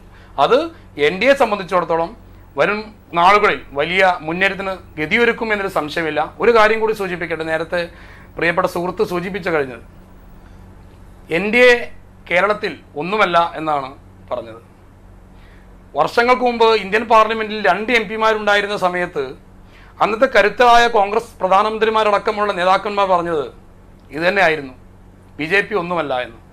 വർഷങ്ങൾ പിന്നിട്ടപ്പോൾ കാലചക്ര പ്രയാണത്തിൻ്റെ മുന്നൊരുക്കത്തിൽ പിന്നുണ്ടായ പരിവർത്തനത്തിൻ്റെ കൊടുങ്കാറ്റ് ഏറ്റവും ഏൽക്കേണ്ടി വന്നത് ഇവിടുത്തെ കോൺഗ്രസ് പാർട്ടിക്കാണ്. അതുപോലെ തന്നെ കേരളത്തിൽ കുറച്ച് CPM ഉണ്ട് എന്ന് കരുതി ഈ പൊന്നൊരുക്കുന്നിടത്ത് പൂച്ചയ്ക്കെന്ത് കാര്യം എന്ന് ചോദിക്കുന്ന ഇതിലേക്ക് CPM മാറിക്കഴിഞ്ഞു. ഒരു കാലത്ത് ഭാരതത്തിൻ്റെ ശ്രീകോവിലായ പാർലമെൻറ്റിൽ പ്രതിപക്ഷമായിരുന്ന CPM ഇന്ന് അവരുടെ അവസ്ഥ എന്താണ്? അതുതന്നെയാണ് വരും നാളുകളിൽ NDA എന്ന മഹാസഖ്യത്തെ ഈ ഭാരതത്തിലെ ജനങ്ങൾ നെഞ്ചേറ്റും എന്നത് ഈ കഴിഞ്ഞ കാല ചരിത്രത്തിൻ്റെ തെളിവ് സഹിതം ഉയർത്തിക്കാണിക്കാൻ സാധിക്കും എന്നുള്ളതാണ് NDA സംബന്ധിച്ചിടത്തോളം ഏറ്റവും വലിയ വിജയം. മുരളി, NDA സർക്കാർ, പ്രത്യേകിച്ച് മോദി സർക്കാരിൻ്റെ വികസന പദ്ധതികളാണ് നിങ്ങൾ ഇലക്ഷന് വേണ്ടി പ്രചരണ രംഗത്തുള്ളത്. ഒരുപാട് നേട്ടങ്ങൾ കൈവരിച്ചു. കർഷകർക്ക് ആവശ്യമായ പദ്ധതികൾ ആവിഷ്കരിച്ചു. നിർധനായ ജനങ്ങൾക്കുള്ള പുതിയ പദ്ധതികൾ ആവിഷ്കരിച്ചു എന്നെല്ലാം നിങ്ങൾ പറയുമ്പോൾ എവിടെയാണ് നിങ്ങൾ ശബരിമല, ഈ കേരളത്തിലേക്ക് എത്തുമ്പോൾ നിങ്ങൾ എന്തുകൊണ്ട് ശബരിമല വിഷയം ടാർഗറ്റ് ചെയ്യുന്നു? അതാത് തെരഞ്ഞെടുപ്പ് വരുന്ന സമയത്ത് അത് BJP എന്നല്ല, ഏത് രാഷ്ട്രീയ കക്ഷിയും അതാത് പ്രദേശത്തെ പ്രശ്നങ്ങളെ ഉയർത്തിപ്പിടിക്കാറുണ്ട്. അത് ആ രാജ്യം ഭരിക്കുന്ന, ആ സംസ്ഥാനം ഭരിക്കുന്ന സർക്കാരിൻ്റെ വികസനം ഉയർത്തുന്നതോടൊപ്പം തന്നെ ആ പ്രദേശത്തെ വിഷയങ്ങൾ ഉയർത്തി കാണിക്കും. അത് കേവലം കേരളത്തിൻ്റെ മാത്രം പ്രശ്നമല്ല ഈ ശബരിമല. ലോക രാജ്യങ്ങൾ എവിടെയൊക്കെയാണോ വിശ്വാസികളായ ഹൈന്ദവ ജനതയുള്ളത്, അവരുടെ ഉള്ളിൽ അയ്യപ്പൻ കുടികൊള്ളുന്നത്, അവൻ്റെയൊക്കെ വികാരം തന്നെയാണ് കേരളത്തിൽ കുടികൊള്ളുന്ന ശബരിമല ഉള്ള സ്ഥലമായതുകൊണ്ട് ഉയർത്തിപ്പിടിക്കുന്നത്. അത് BJP സംബന്ധിച്ചോളം അഭിമാനം തന്നെയാണ്, യാതൊരു സംശയ കാര്യത്തിലില്ല. സുപ്രീം കോടതി വിധിയുടെ അട്ടിമറിച്ചുകൊണ്ട് നിങ്ങൾ പ്രചരണ രംഗത്ത് സജീവമാകുമെന്ന് തന്നെയാണോ പറയുന്നത്? സുപ്രീം കോടതി ഇലക്ഷൻ കമ്മീഷൻ പോലും പറഞ്ഞു ശബരിമല വിഷയം പ്രചരണം ആയുധമാക്കരുതെന്ന്. തിരുത്തി പറഞ്ഞിട്ടുമുണ്ട്. അത് പെർമിഷൻ നോട്ട് ചെയ്യണം. അതായത് സുപ്രീം കോടതി വിധിക്കെതിരല്ലോ, സുപ്രീം കോടതി ഇതൊക്കെ ചർച്ച ചെയ്ത വിഷയങ്ങളാണ് കഴിഞ്ഞ കാലങ്ങളിൽ. താങ്കൾ ആവർത്തിച്ചപ്പോൾ ഇലക്ഷനിൽ ശബരിമല വിഷയം നിങ്ങൾക്ക് അനുകൂലമാണ് എന്ന് പറഞ്ഞപ്പോൾ ഞാൻ സൂചിപ്പിച്ചു തന്നെയേ ഉള്ളൂ. ഞാൻ പറയാം, കഴിഞ്ഞ കുറച്ച് കാലങ്ങളായിട്ട് ഇടതുപക്ഷത്തിന്റെ കേന്ദ്രങ്ങളിൽ നിന്നും നേരിട്ട് അറിയാൻ സാധിച്ച ചില ഉദാഹരണങ്ങളാണ്. ഇപ്പോൾ നമ്മുടെ തിരുവനന്തപുരം മണ്ഡലത്തിൽ അവിടുത്തെ കമ്മ്യൂണിസ്റ്റ് കോട്ടകളിൽ നിന്ന് പോലും പരസ്യമായിട്ട് NDAക്ക് വോട്ട് ചെയ്യാൻ മുന്നോട്ട് വന്ന ഇടതുപക്ഷത്തിന്റെ പ്രവർത്തകർ, അവരുടെ ഭാരവാഹികളടക്കം ഈ ഉദാഹരണത്തിന് ചൂണ്ടിക്കാണിച്ചെന്ന് മാത്രമേ ഉള്ളൂ. അത് കേരളം ഒട്ടുക്ക് സംഭവിച്ചുകൊണ്ടിരിക്കുകയാണ്. അതുകൊണ്ട് ആ വിഷയത്തിൽ കോൺഗ്രസ് എടുത്ത നിലപാടും ആ വിഷയത്തിൽ CPM എടുത്ത നിലപാടും ചർച്ച ചെയ്യപ്പെടും, കേരള മണ്ണിൽ ചർച്ച ചെയ്യപ്പെടും. ആ ചർച്ചയുടെ പരിണിത ഫലമായിട്ടാണ് BJPക്ക് അത് ഗുണകരമായി മാറും എന്നത് പൊതുവേ ചർച്ച ചെയ്യുന്ന കാര്യങ്ങളാണല്ലോ. അത് തന്നെയാണ് ഉയർത്തിപ്പിടിക്കുന്നത് വികസനത്തോടൊപ്പം തന്നെ. നരേന്ദ്രമോദി വികസനം എന്താണ് എന്നാണ് അങ്ങ് ചോദിച്ചത്. ഭാരതം മുട്ടുക്കും ഇത്രയേറെ പദ്ധതികൾ നടപ്പാക്കിയ പ്രധാനമന്ത്രിയില്ല.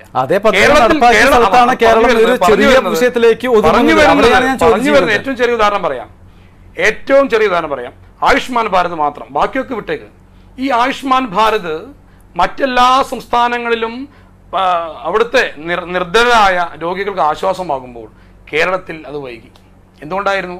ഇറ്റ കാരണം കൊണ്ട് എല്ലാ പദ്ധതികളെ പോലെ തന്നെയും കേരളത്തിലെ സർക്കാർ നരേന്ദ്രമോദി കൊണ്ടുവന്ന ഒരു പദ്ധതിയാണ്, അത് ഏറ്റെടുക്കാൻ പാടില്ല, ഇവിടുത്തെ ജനങ്ങൾക്ക് കൊടുക്കാൻ പാടില്ല, അത് നരേന്ദ്രമോദിയുടെ പേരുള്ളതാണ് എന്ന ഒറ്റ കാരണം കൊണ്ട് കേരളത്തിലെ മുഴുവൻ ജനാധിപത്യ വിശ്വാസികളായ വോട്ടർമാരുടെയും അവരുടെ ആരോഗ്യത്തെ പോലും ഇല്ലാതാക്കാൻ ശ്രമിച്ചത് അവരുടെ നെഞ്ചിൽ കനലായി കത്തും. ആ കനൽ ഈ തെരഞ്ഞെടുപ്പിൽ വലിയ ജ്വാലയായിട്ട് ഈ ഇടതുപക്ഷ സർക്കാരിന് ഇവിടുത്തെ ഈ കപട മതേതരവാദം പറയുന്നവരെ നരേന്ദ്രമോദി സർക്കാരിന്റെ ജനക്ഷേമകരമായ നടപടി എന്നൊക്കെ പറഞ്ഞാൽ എന്താണ് ആ നടപടി എന്ന് എനിക്ക് എത്ര ആലോചിച്ചിട്ടും മനസ്സിലായിട്ടില്ല. മധ്യപ്രദേശിലും രാജസ്ഥാനിലും മഹാരാഷ്ട്രയിലുമൊക്കെ കൃഷിക്കാർ ആത്മഹത്യയിൽ നിന്ന് രക്ഷപ്പെടുന്നതിന് വേണ്ടി മാർച്ച് ചെയ്തുകൊണ്ടിരിക്കുകയാണ്. ലോങ് മാർച്ച് സംഘടിപ്പിച്ച് അവർ പിന്നെ മഹാരാഷ്ട്രയുടെ തെരുവോരങ്ങളിൽ വലിയ പ്രകമ്പനം സൃഷ്ടിച്ചിരിക്കുകയാണ്. അവരാവശ്യപ്പെടുന്നത് 150%, 100 രൂപ ഉൽപ്പാദന ചെലവുണ്ടെങ്കിൽ 150 രൂപയെങ്കിലും ഞങ്ങൾക്ക് അതിൻ്റെ പ്രതിഫലമായി ലഭിക്കണം കാർഷികോൽപ്പന്നത്തിന്. സ്വാമിനാഥൻ കമ്മീഷൻ റിപ്പോർട്ട് മുന്നോട്ട് വെച്ചിട്ടുള്ള കാര്യമാണത്. ഇന്ന് വരെ കൊടുക്കാൻ തയ്യാറായിട്ടില്ല എന്നുള്ള സ്ഥിതിവിശേഷം അവിടെ നിലനിൽക്കുകയാണ്. അതിൻ്റെ ഭാഗമായി കൃഷിക്കാർ വലിയ പ്രതിസന്ധിയിലാണ്. പെട്രോളിയം ഉൽപ്പന്നങ്ങളുടെ വില വർദ്ധിപ്പിക്കാൻ 40 രൂപയ്ക്ക് കിട്ടുമെന്നൊക്കെ പറഞ്ഞിട്ടാണ് അധികാരത്തിലേറിയത്. 78 ആണോ 80 ആണോ ഇന്നത്തെ വില എന്ന് ചോദിച്ചാൽ കൃത്യമായിട്ട് പറയാൻ കഴിയില്ലെങ്കിലും വില കുതിച്ചുയരുക തന്നെയാണ്. സബ്സിഡികൾ പൂർണ്ണമായും പരിരക്ഷിക്കുമെന്ന് പറഞ്ഞുകൊണ്ടാണ് ഇവർ അധികാരത്തിലേറിയത്. പാചകവാതകത്തിൻ്റെ സബ്സിഡി പൂർണ്ണമായും ഇല്ലാതായി മാറിക്കഴിഞ്ഞിരിക്കുകയാണ്. വില കുതിച്ചുയരാണ്. പാചകവാതകം ഉപയോഗിക്കാൻ കഴിയാത്ത രീതിയിലേക്ക് മാറിക്കൊണ്ടിരിക്കുകയാണ്. എല്ലാ മേഖലയും കോർപ്പറേറ്റുകൾക്ക് കൈമാറിക്കൊണ്ടിരിക്കുകയാണ്. നമ്മുടെ വിമാനത്താവളം അടക്കം, തിരുവനന്തപുരത്തെ വിമാനത്താവളം അടക്കം ഒരു പിന്നെ മറയുമില്ലാതെ അദാനിക്ക് കൊടുക്കാൻ വേണ്ടി ടെൻഡറിൽ പോലും മാറ്റം വരുത്തി അദാനിക്ക് കൊടുക്കാൻ വേണ്ടി തീരുമാനിച്ചിരിക്കുകയാണ്. നേരത്തെ ഇവിടെ ചൂണ്ടിക്കാണിച്ചത് പിന്നെ വലിയ അഴിമതിയാണ്, റാഫേൽ അഴിമതിയുമായി ബന്ധപ്പെട്ടുകൊണ്ട്. അംബാനിക്കും അദാനിക്കും സൗകര്യം ചെയ്തു കൊടുക്കുന്ന ഗവൺമെൻറ്റായി ഗവൺമെൻറ് മാറിയിരിക്കുകയാണ്. 2-2.5 മാസക്കാലം ഇന്ത്യയിലെ ജനങ്ങൾ വഴിയിൽ ക്യൂ നിന്നിട്ടുള്ളൊരു കാലമുണ്ട്. നമ്മളാരും അത് മറന്നുപോകാൻ സമയമായിട്ടില്ല. നോട്ട് നിരോധനത്തിൻ്റെ അനന്തരഫലമാണത്. അതിൻ്റെ പിന്നെ ഇതിൽ നിന്ന് ഇപ്പോൾ നമ്മൾ രക്ഷപ്പെട്ടിട്ടില്ല. സാമ്പത്തിക പ്രതിസന്ധിയിൽ നമ്മളിപ്പോഴും ഇടയിലാണ്. എന്താണ് നോട്ട് നിരോധനത്തിന് സമയത്ത് പറഞ്ഞത്? കള്ളപ്പണം പിടിക്കുമെന്നാണ്. 1 രൂപയുടെ കള്ളപ്പണം പിടിച്ചിട്ടില്ല എന്ന് മാത്രമല്ല, നാട്ടിലെ ജനങ്ങളെ വലിയ ബുദ്ധിമുട്ടിലാക്കി മാറ്റിയിരിക്കുക. ഒരാലോചനയും കൂടാതെ നടത്തിയിട്ടുള്ള GST നാട്ടിലെ ജനങ്ങളെ വലിയ തോതിൽ ബുദ്ധിമുട്ടിലാക്കിയിരിക്കുകയാണ്. പറഞ്ഞാൽ തീരാത്ത രീതിയിലുള്ള വലിയ തോതിലുള്ള ജനവിരുദ്ധ നയങ്ങളുടെ മലവെള്ളപ്പാച്ചിലാണ് ഈ NDAയുടെ ഗവൺമെന്റ് കാലത്ത് ഉണ്ടായത് എന്നുള്ളതാണ്. ശബരിമല വിഷയം ഇത് ശബരിമല വിഷയമായിട്ട് ഞാനത് പറയാം. ശബരിമല വിഷയത്തിലേക്ക് ഞാൻ വരാം. പിന്നെ എവിടെയാണ് ഈ നേട്ടമെന്ന് പറയാൻ വേണ്ടി കഴിയാം? തെരഞ്ഞെടുപ്പ് എടുക്കുമ്പോൾ ചില പദ്ധതികൾ പ്രഖ്യാപിക്കും, അത് ഇവിടെ നടപ്പാക്കണില്ല എന്ന് പറഞ്ഞിട്ട് പ്രചരണം നടത്തുമെന്നുള്ളത് ഒഴിച്ച് വേറെന്ത് പദ്ധതി അവർ നടപ്പാക്കിയിട്ടുള്ളത്? ഒരു പദ്ധതിയും ഇന്ത്യ രാജ്യത്ത് എവിടെയും നടപ്പാക്കിയിട്ടില്ല. ആയുഷ്മാൻ പദ്ധതി നടപ്പാക്കിയെന്ന് അവകാശപ്പെടുന്നവർ 400 ചില്ലാനം കുട്ടികൾ ഓക്സിജൻ കിട്ടാതെ മരിച്ചൊരു സംസ്ഥാനമുണ്ട് എന്ന് മറന്നുപോകരുത്. ആ സംസ്ഥാനത്ത് ഒരു മുഖ്യമന്ത്രിയുണ്ട്, അദ്ദേഹം സന്യാസിയാണ് എന്നുള്ളത് മറന്നുപോകരുത്. എന്ത് നടപടിയാണ് സ്വീകരിച്ചത്? എത്ര രൂപയാണ് നഷ്ടപരിഹാരം കൊടുത്തത്? ആരെയാണ് സംരക്ഷിക്കാൻ നിലപാട് സ്വീകരിച്ചത്? ആംബുലൻസ് വിളിച്ചാൽ കിട്ടാതെ ശവം സ്വന്തം തോളത്ത് വെച്ച് മകളുടെ കൈപിടിച്ചു പോകുന്ന ഇന്ത്യ രാജ്യമുണ്ട് എന്നുള്ളത് നിങ്ങൾ മറന്നുപോകരുത്. നിങ്ങൾ എവിടെ സംരക്ഷിച്ചു? ഇന്ത്യയിൽ മറ്റൊരു സംസ്ഥാനത്തില്ലാത്ത നേട്ടം കൈവരിക്കാൻ വേണ്ടി കഴിഞ്ഞ സംസ്ഥാനമാണ് കേരളം. അതൊരു പിന്നെ യാതൊരു ഇതുമില്ലാതെ നമുക്ക് പറയാൻ വേണ്ടി കഴിയും. ഈ കേരളമാണ് എല്ലാവിധത്തിലുള്ള സാമൂഹ്യക്ഷേമ പദ്ധതികളും മുന്നോട്ട് കൊണ്ടുപോകുന്നത്. അതിനനുകൂലമായിട്ട് സ്ഥിതിവിശേഷം കേരളത്തിൽ ഉണ്ടാകും എന്നുള്ള കാര്യം സംശയിക്കേണ്ടതില്ല. രണ്ടാമത്തെ കാര്യം ശബരിമലയാണ്. ഞാൻ ശബരിമല ഇവിടെ ചർച്ച ചെയ്യപ്പെടുന്നത് എന്നെ ഉദ്ദേശിക്കുന്നില്ല. കാരണം കേരളത്തിലെ ജനങ്ങൾ അത് എന്നോ മറന്നു കഴിഞ്ഞു എന്നാണ് എനിക്ക് തോന്നുന്നത്. ഉദ്ദേശിക്കുന്നത് പേടിച്ചിട്ടൊന്നുമല്ല. ശബരിമല ചർച്ച ചെയ്താൽ ഇടതുപക്ഷത്തിൻ്റെ വോട്ട് പോകും, അങ്ങനെയൊന്നും ഞങ്ങളാരും ഒട്ടും ഭയപ്പെടുന്നില്ല. എന്തുകൊണ്ടാണ് ശബരിമല ചർച്ച ചെയ്യുന്നില്ല എന്ന് പറയാൻ കാരണം അത് ജനങ്ങൾ പോയി കഴിഞ്ഞു. ശബരിമല വിഷയവുമായി ബന്ധപ്പെട്ടുകൊണ്ട് ഈ BJPയുടെ നിലപാട് എന്ത് പറയണ്ടേ? മഹാരാഷ്ട്രയിലാണ് ശനി ക്ഷേത്രം നിലനിൽക്കുന്നത്. സുപ്രീം കോടതിയുടെ വിധി അനുസരിച്ച് അവിടെ ശനി ക്ഷേത്രത്തിലേക്ക് സ്ത്രീകൾ കയറാൻ അനുമതി കൊടുക്കണം. മഹാരാഷ്ട്ര ഭരിക്കുന്നത് BJP അല്ലേ? ഫഡ്നാവിസ് അല്ലേ അവിടുത്തെ മുഖ്യമന്ത്രി? എന്ത് നിലപാട് സ്വീകരിച്ചത്? സ്ത്രീകളുടെ അവകാശം പിന്നെ സംരക്ഷിക്കാൻ സ്ത്രീകൾ കയറണ്ടെന്ന് തീരുമാനിച്ചോ? പോലീസിനെ ഉപയോഗിച്ച്, സൈന്യത്തെ ഉപയോഗിച്ച് അവിടെ സ്ത്രീകൾക്ക് കയറാനുള്ള സൗകര്യം ചെയ്തു കൊടുക്കുകയാണ് ശനി ക്ഷേത്രത്തിൽ അവർ ചെയ്തത്. തൊട്ടപ്പുറത്തുള്ള അലി ദർഗയുണ്ട്, അവിടെയും സ്ത്രീകൾ കയറാനുള്ള സുപ്രീം കോടതിയിൽ ഉത്തരവുണ്ടായിരുന്നു. എന്താണ് അവിടുത്തെ ഗവൺമെന്റ് സ്വീകരിച്ചത്? അവിടെയും സ്ത്രീകൾക്ക് കയറാനുള്ള അനുമതി കൊടുക്കുകയാണ് ചെയ്തത്. മഹാരാഷ്ട്രയിലെ BJPക്ക് ഒരു നിലപാട്, കേരളത്തിലെ BJPക്ക് മറ്റൊരു നിലപാട് എന്നുള്ളത് നേരത്തെ നമ്മൾ ചർച്ച ചെയ്തു പോയിട്ടുള്ളതാണ്. അത് ജനങ്ങൾ പിന്നെ മനസ്സിലാക്കുക തന്നെ ചെയ്യും എന്നുള്ള കാര്യം സംശയിക്കേണ്ടതില്ല. ശബരിമല ഈ കേരളത്തിലെ തെരഞ്ഞെടുപ്പിൽ വലിയ വിഷയമൊന്നുമായിട്ട് മാറില്ല.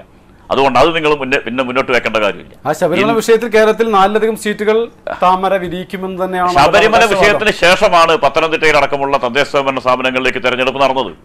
ആ തെരഞ്ഞെടുപ്പിലൊക്കെ എന്താ സ്ഥിതിവിശേഷം ഉണ്ടായത്? ഇടതുപക്ഷം വലിയ തോതിൽ മുന്നേറുകയാണ് അവിടെ ചെയ്തത്. ഇടതുപക്ഷത്തിന് കൂടുതൽ സീറ്റ് പിടിച്ചെടുക്കാൻ വേണ്ടി കഴിയുകയാണ് ചെയ്തത്. അപ്പോൾ ശബരിമല വിഷയം വെച്ച് 4 സീറ്റ് കിട്ടും, മലർപ്പൊടിക്കാരന് എന്ത് സ്വപ്നവും കാണാം. അതുപോലെ അത് മലർപ്പൊടിക്കാരൻ്റെ സ്വപ്നമായിട്ട് കേരളത്തിൽ മാറുമെന്നുള്ള കാര്യത്തിൽ സംശയമില്ല. പക്ഷേ ഇന്ത്യൻ രാഷ്ട്രീയത്തിൽ കോൺഗ്രസ് എടുക്കേണ്ട ഒരു നിശ്ചയദാർഢ്യത്തോടെ നിലപാടുണ്ടായിരുന്നു. ഞങ്ങൾ നേരത്തെ ഇവിടെ ചോദിച്ചത് രാഹുൽ ഗാന്ധിയെ പ്രധാനമന്ത്രിയാക്കുമെന്ന് CPM-കാർ പറയുമോ? അങ്ങനെ പറയാപ്പോൾ തീരുമാനിച്ചിട്ടില്ല, അങ്ങോട്ട് പറയണമില്ല. രാഹുൽ ഗാന്ധി പ്രധാനമന്ത്രി ആവുമോ? അതാദ്യം ഇന്ത്യൻ ദേശീയതയിൽ ആരാണ് പ്രധാനമന്ത്രിയാകുക തെരഞ്ഞെടുപ്പ് കഴിഞ്ഞാൽ ചിലപ്പോൾ പറയേണ്ടി വരും. എവിടെയാണ് രാഹുൽ ഗാന്ധിയുടെ പാർട്ടിക്ക് ഒരു പ്രതിപക്ഷത്തിന്റെ റോള് നിർവഹിക്കാൻ കഴിയുക? ഇന്ത്യയിൽ ഏറ്റവും കൂടുതൽ MP-മാരെ സംഭാവന ഉത്തർപ്രദേശിൽ രാഹുൽ ഗാന്ധിയുടെ പാർട്ടിയുടെ സീറ്റ് എന്താ? അവിടെയാണ് അമേത്തി, അവിടെ നിന്നാണ് ഒളിച്ചു പോകുന്നത്. അവിടെയാണ് റായ്ബറേലി, അവിടെയാണ് നിൽക്കാൻ ബേജാറാകുന്നത്. അവിടെ പ്രധാനമായിട്ട് മത്സരിക്കുന്ന ആരുമായിട്ടാണ്? അഖിലേഷ് യാദവിന്റെ SP-യുമായും മായാവതിയുടെ BSP-യുമായും അവർ ചേർന്നിട്ടുള്ള സഖ്യവുമായിട്ടാണ് BJP അവിടെ മത്സരിക്കുന്നത്. അവിടെ കോൺഗ്രസ് മുന്നണിയിലുണ്ടോ? ഡൽഹി ഇന്ത്യയുടെ പിന്നെ തലസ്ഥാനമല്ലേ? ഡൽഹിയിൽ എവിടെയാണ് കോൺഗ്രസ് മത്സരിക്കുന്നത്? ഡൽഹിയിലെ കോൺഗ്രസ് ചെയ്യേണ്ടത് എന്തായിരുന്നു? അവിടുത്തെ മതനിരപേക്ഷത ശക്തിപ്പെടുത്തണമെങ്കിൽ ചെയ്യേണ്ടിയിരുന്നത് ആം ആദ്മി പാർട്ടിയുമായി ഒരു സഖ്യമുണ്ടാക്കി മത്സരിക്കാൻ തയ്യാറാവുകയായിരുന്നുവെങ്കിൽ ഡൽഹിയിൽ മുന്നേറ്റം ഉണ്ടാകുമായിരുന്നു. എന്താ ഡൽഹിയിൽ അവർ സ്വീകരിച്ച സമീപനം? ആം ആദ്മി പാർട്ടിയെ മാറ്റി നിർത്തിക്കൊണ്ട് വേറെ മത്സരിക്കാൻ അവർ തീരുമാനിച്ചത്. എന്താണ് അവിടെ സംഭവിക്കുക? ആം ആദ്മി പാർട്ടിയും NDA-യും തമ്മിലുള്ള മത്സരമായി അവിടുത്തെ മത്സരം മാറിക്കൊണ്ടിരിക്കുകയാണ്. ആന്ധ്രാപ്രദേശിൽ എന്താണ് അവരുടെ സമീപനം സ്വീകരിക്കുന്നത്? മതനിരപേക്ഷത ശക്തിപ്പെടുത്തുന്ന ഒരു കൂട്ടായ്മ ഉണ്ടാക്കുന്നതിന് നേതൃത്വം കൊടുക്കുന്ന സ്ഥിതിവിശേഷമാണോ സ്വീകരിച്ചത്? അല്ല എന്നുള്ളതാണ് സ്ഥിതിവിശേഷം. എന്താ അതുകൊണ്ട് സംഭവിക്കുക? കോൺഗ്രസ് അവിടെ മുഖ്യ രാഷ്ട്രീയ ഇതിൽ നിന്ന് മാറി നിൽക്കുന്ന സ്ഥിതിവിശേഷമാണ് ഉണ്ടാവുക.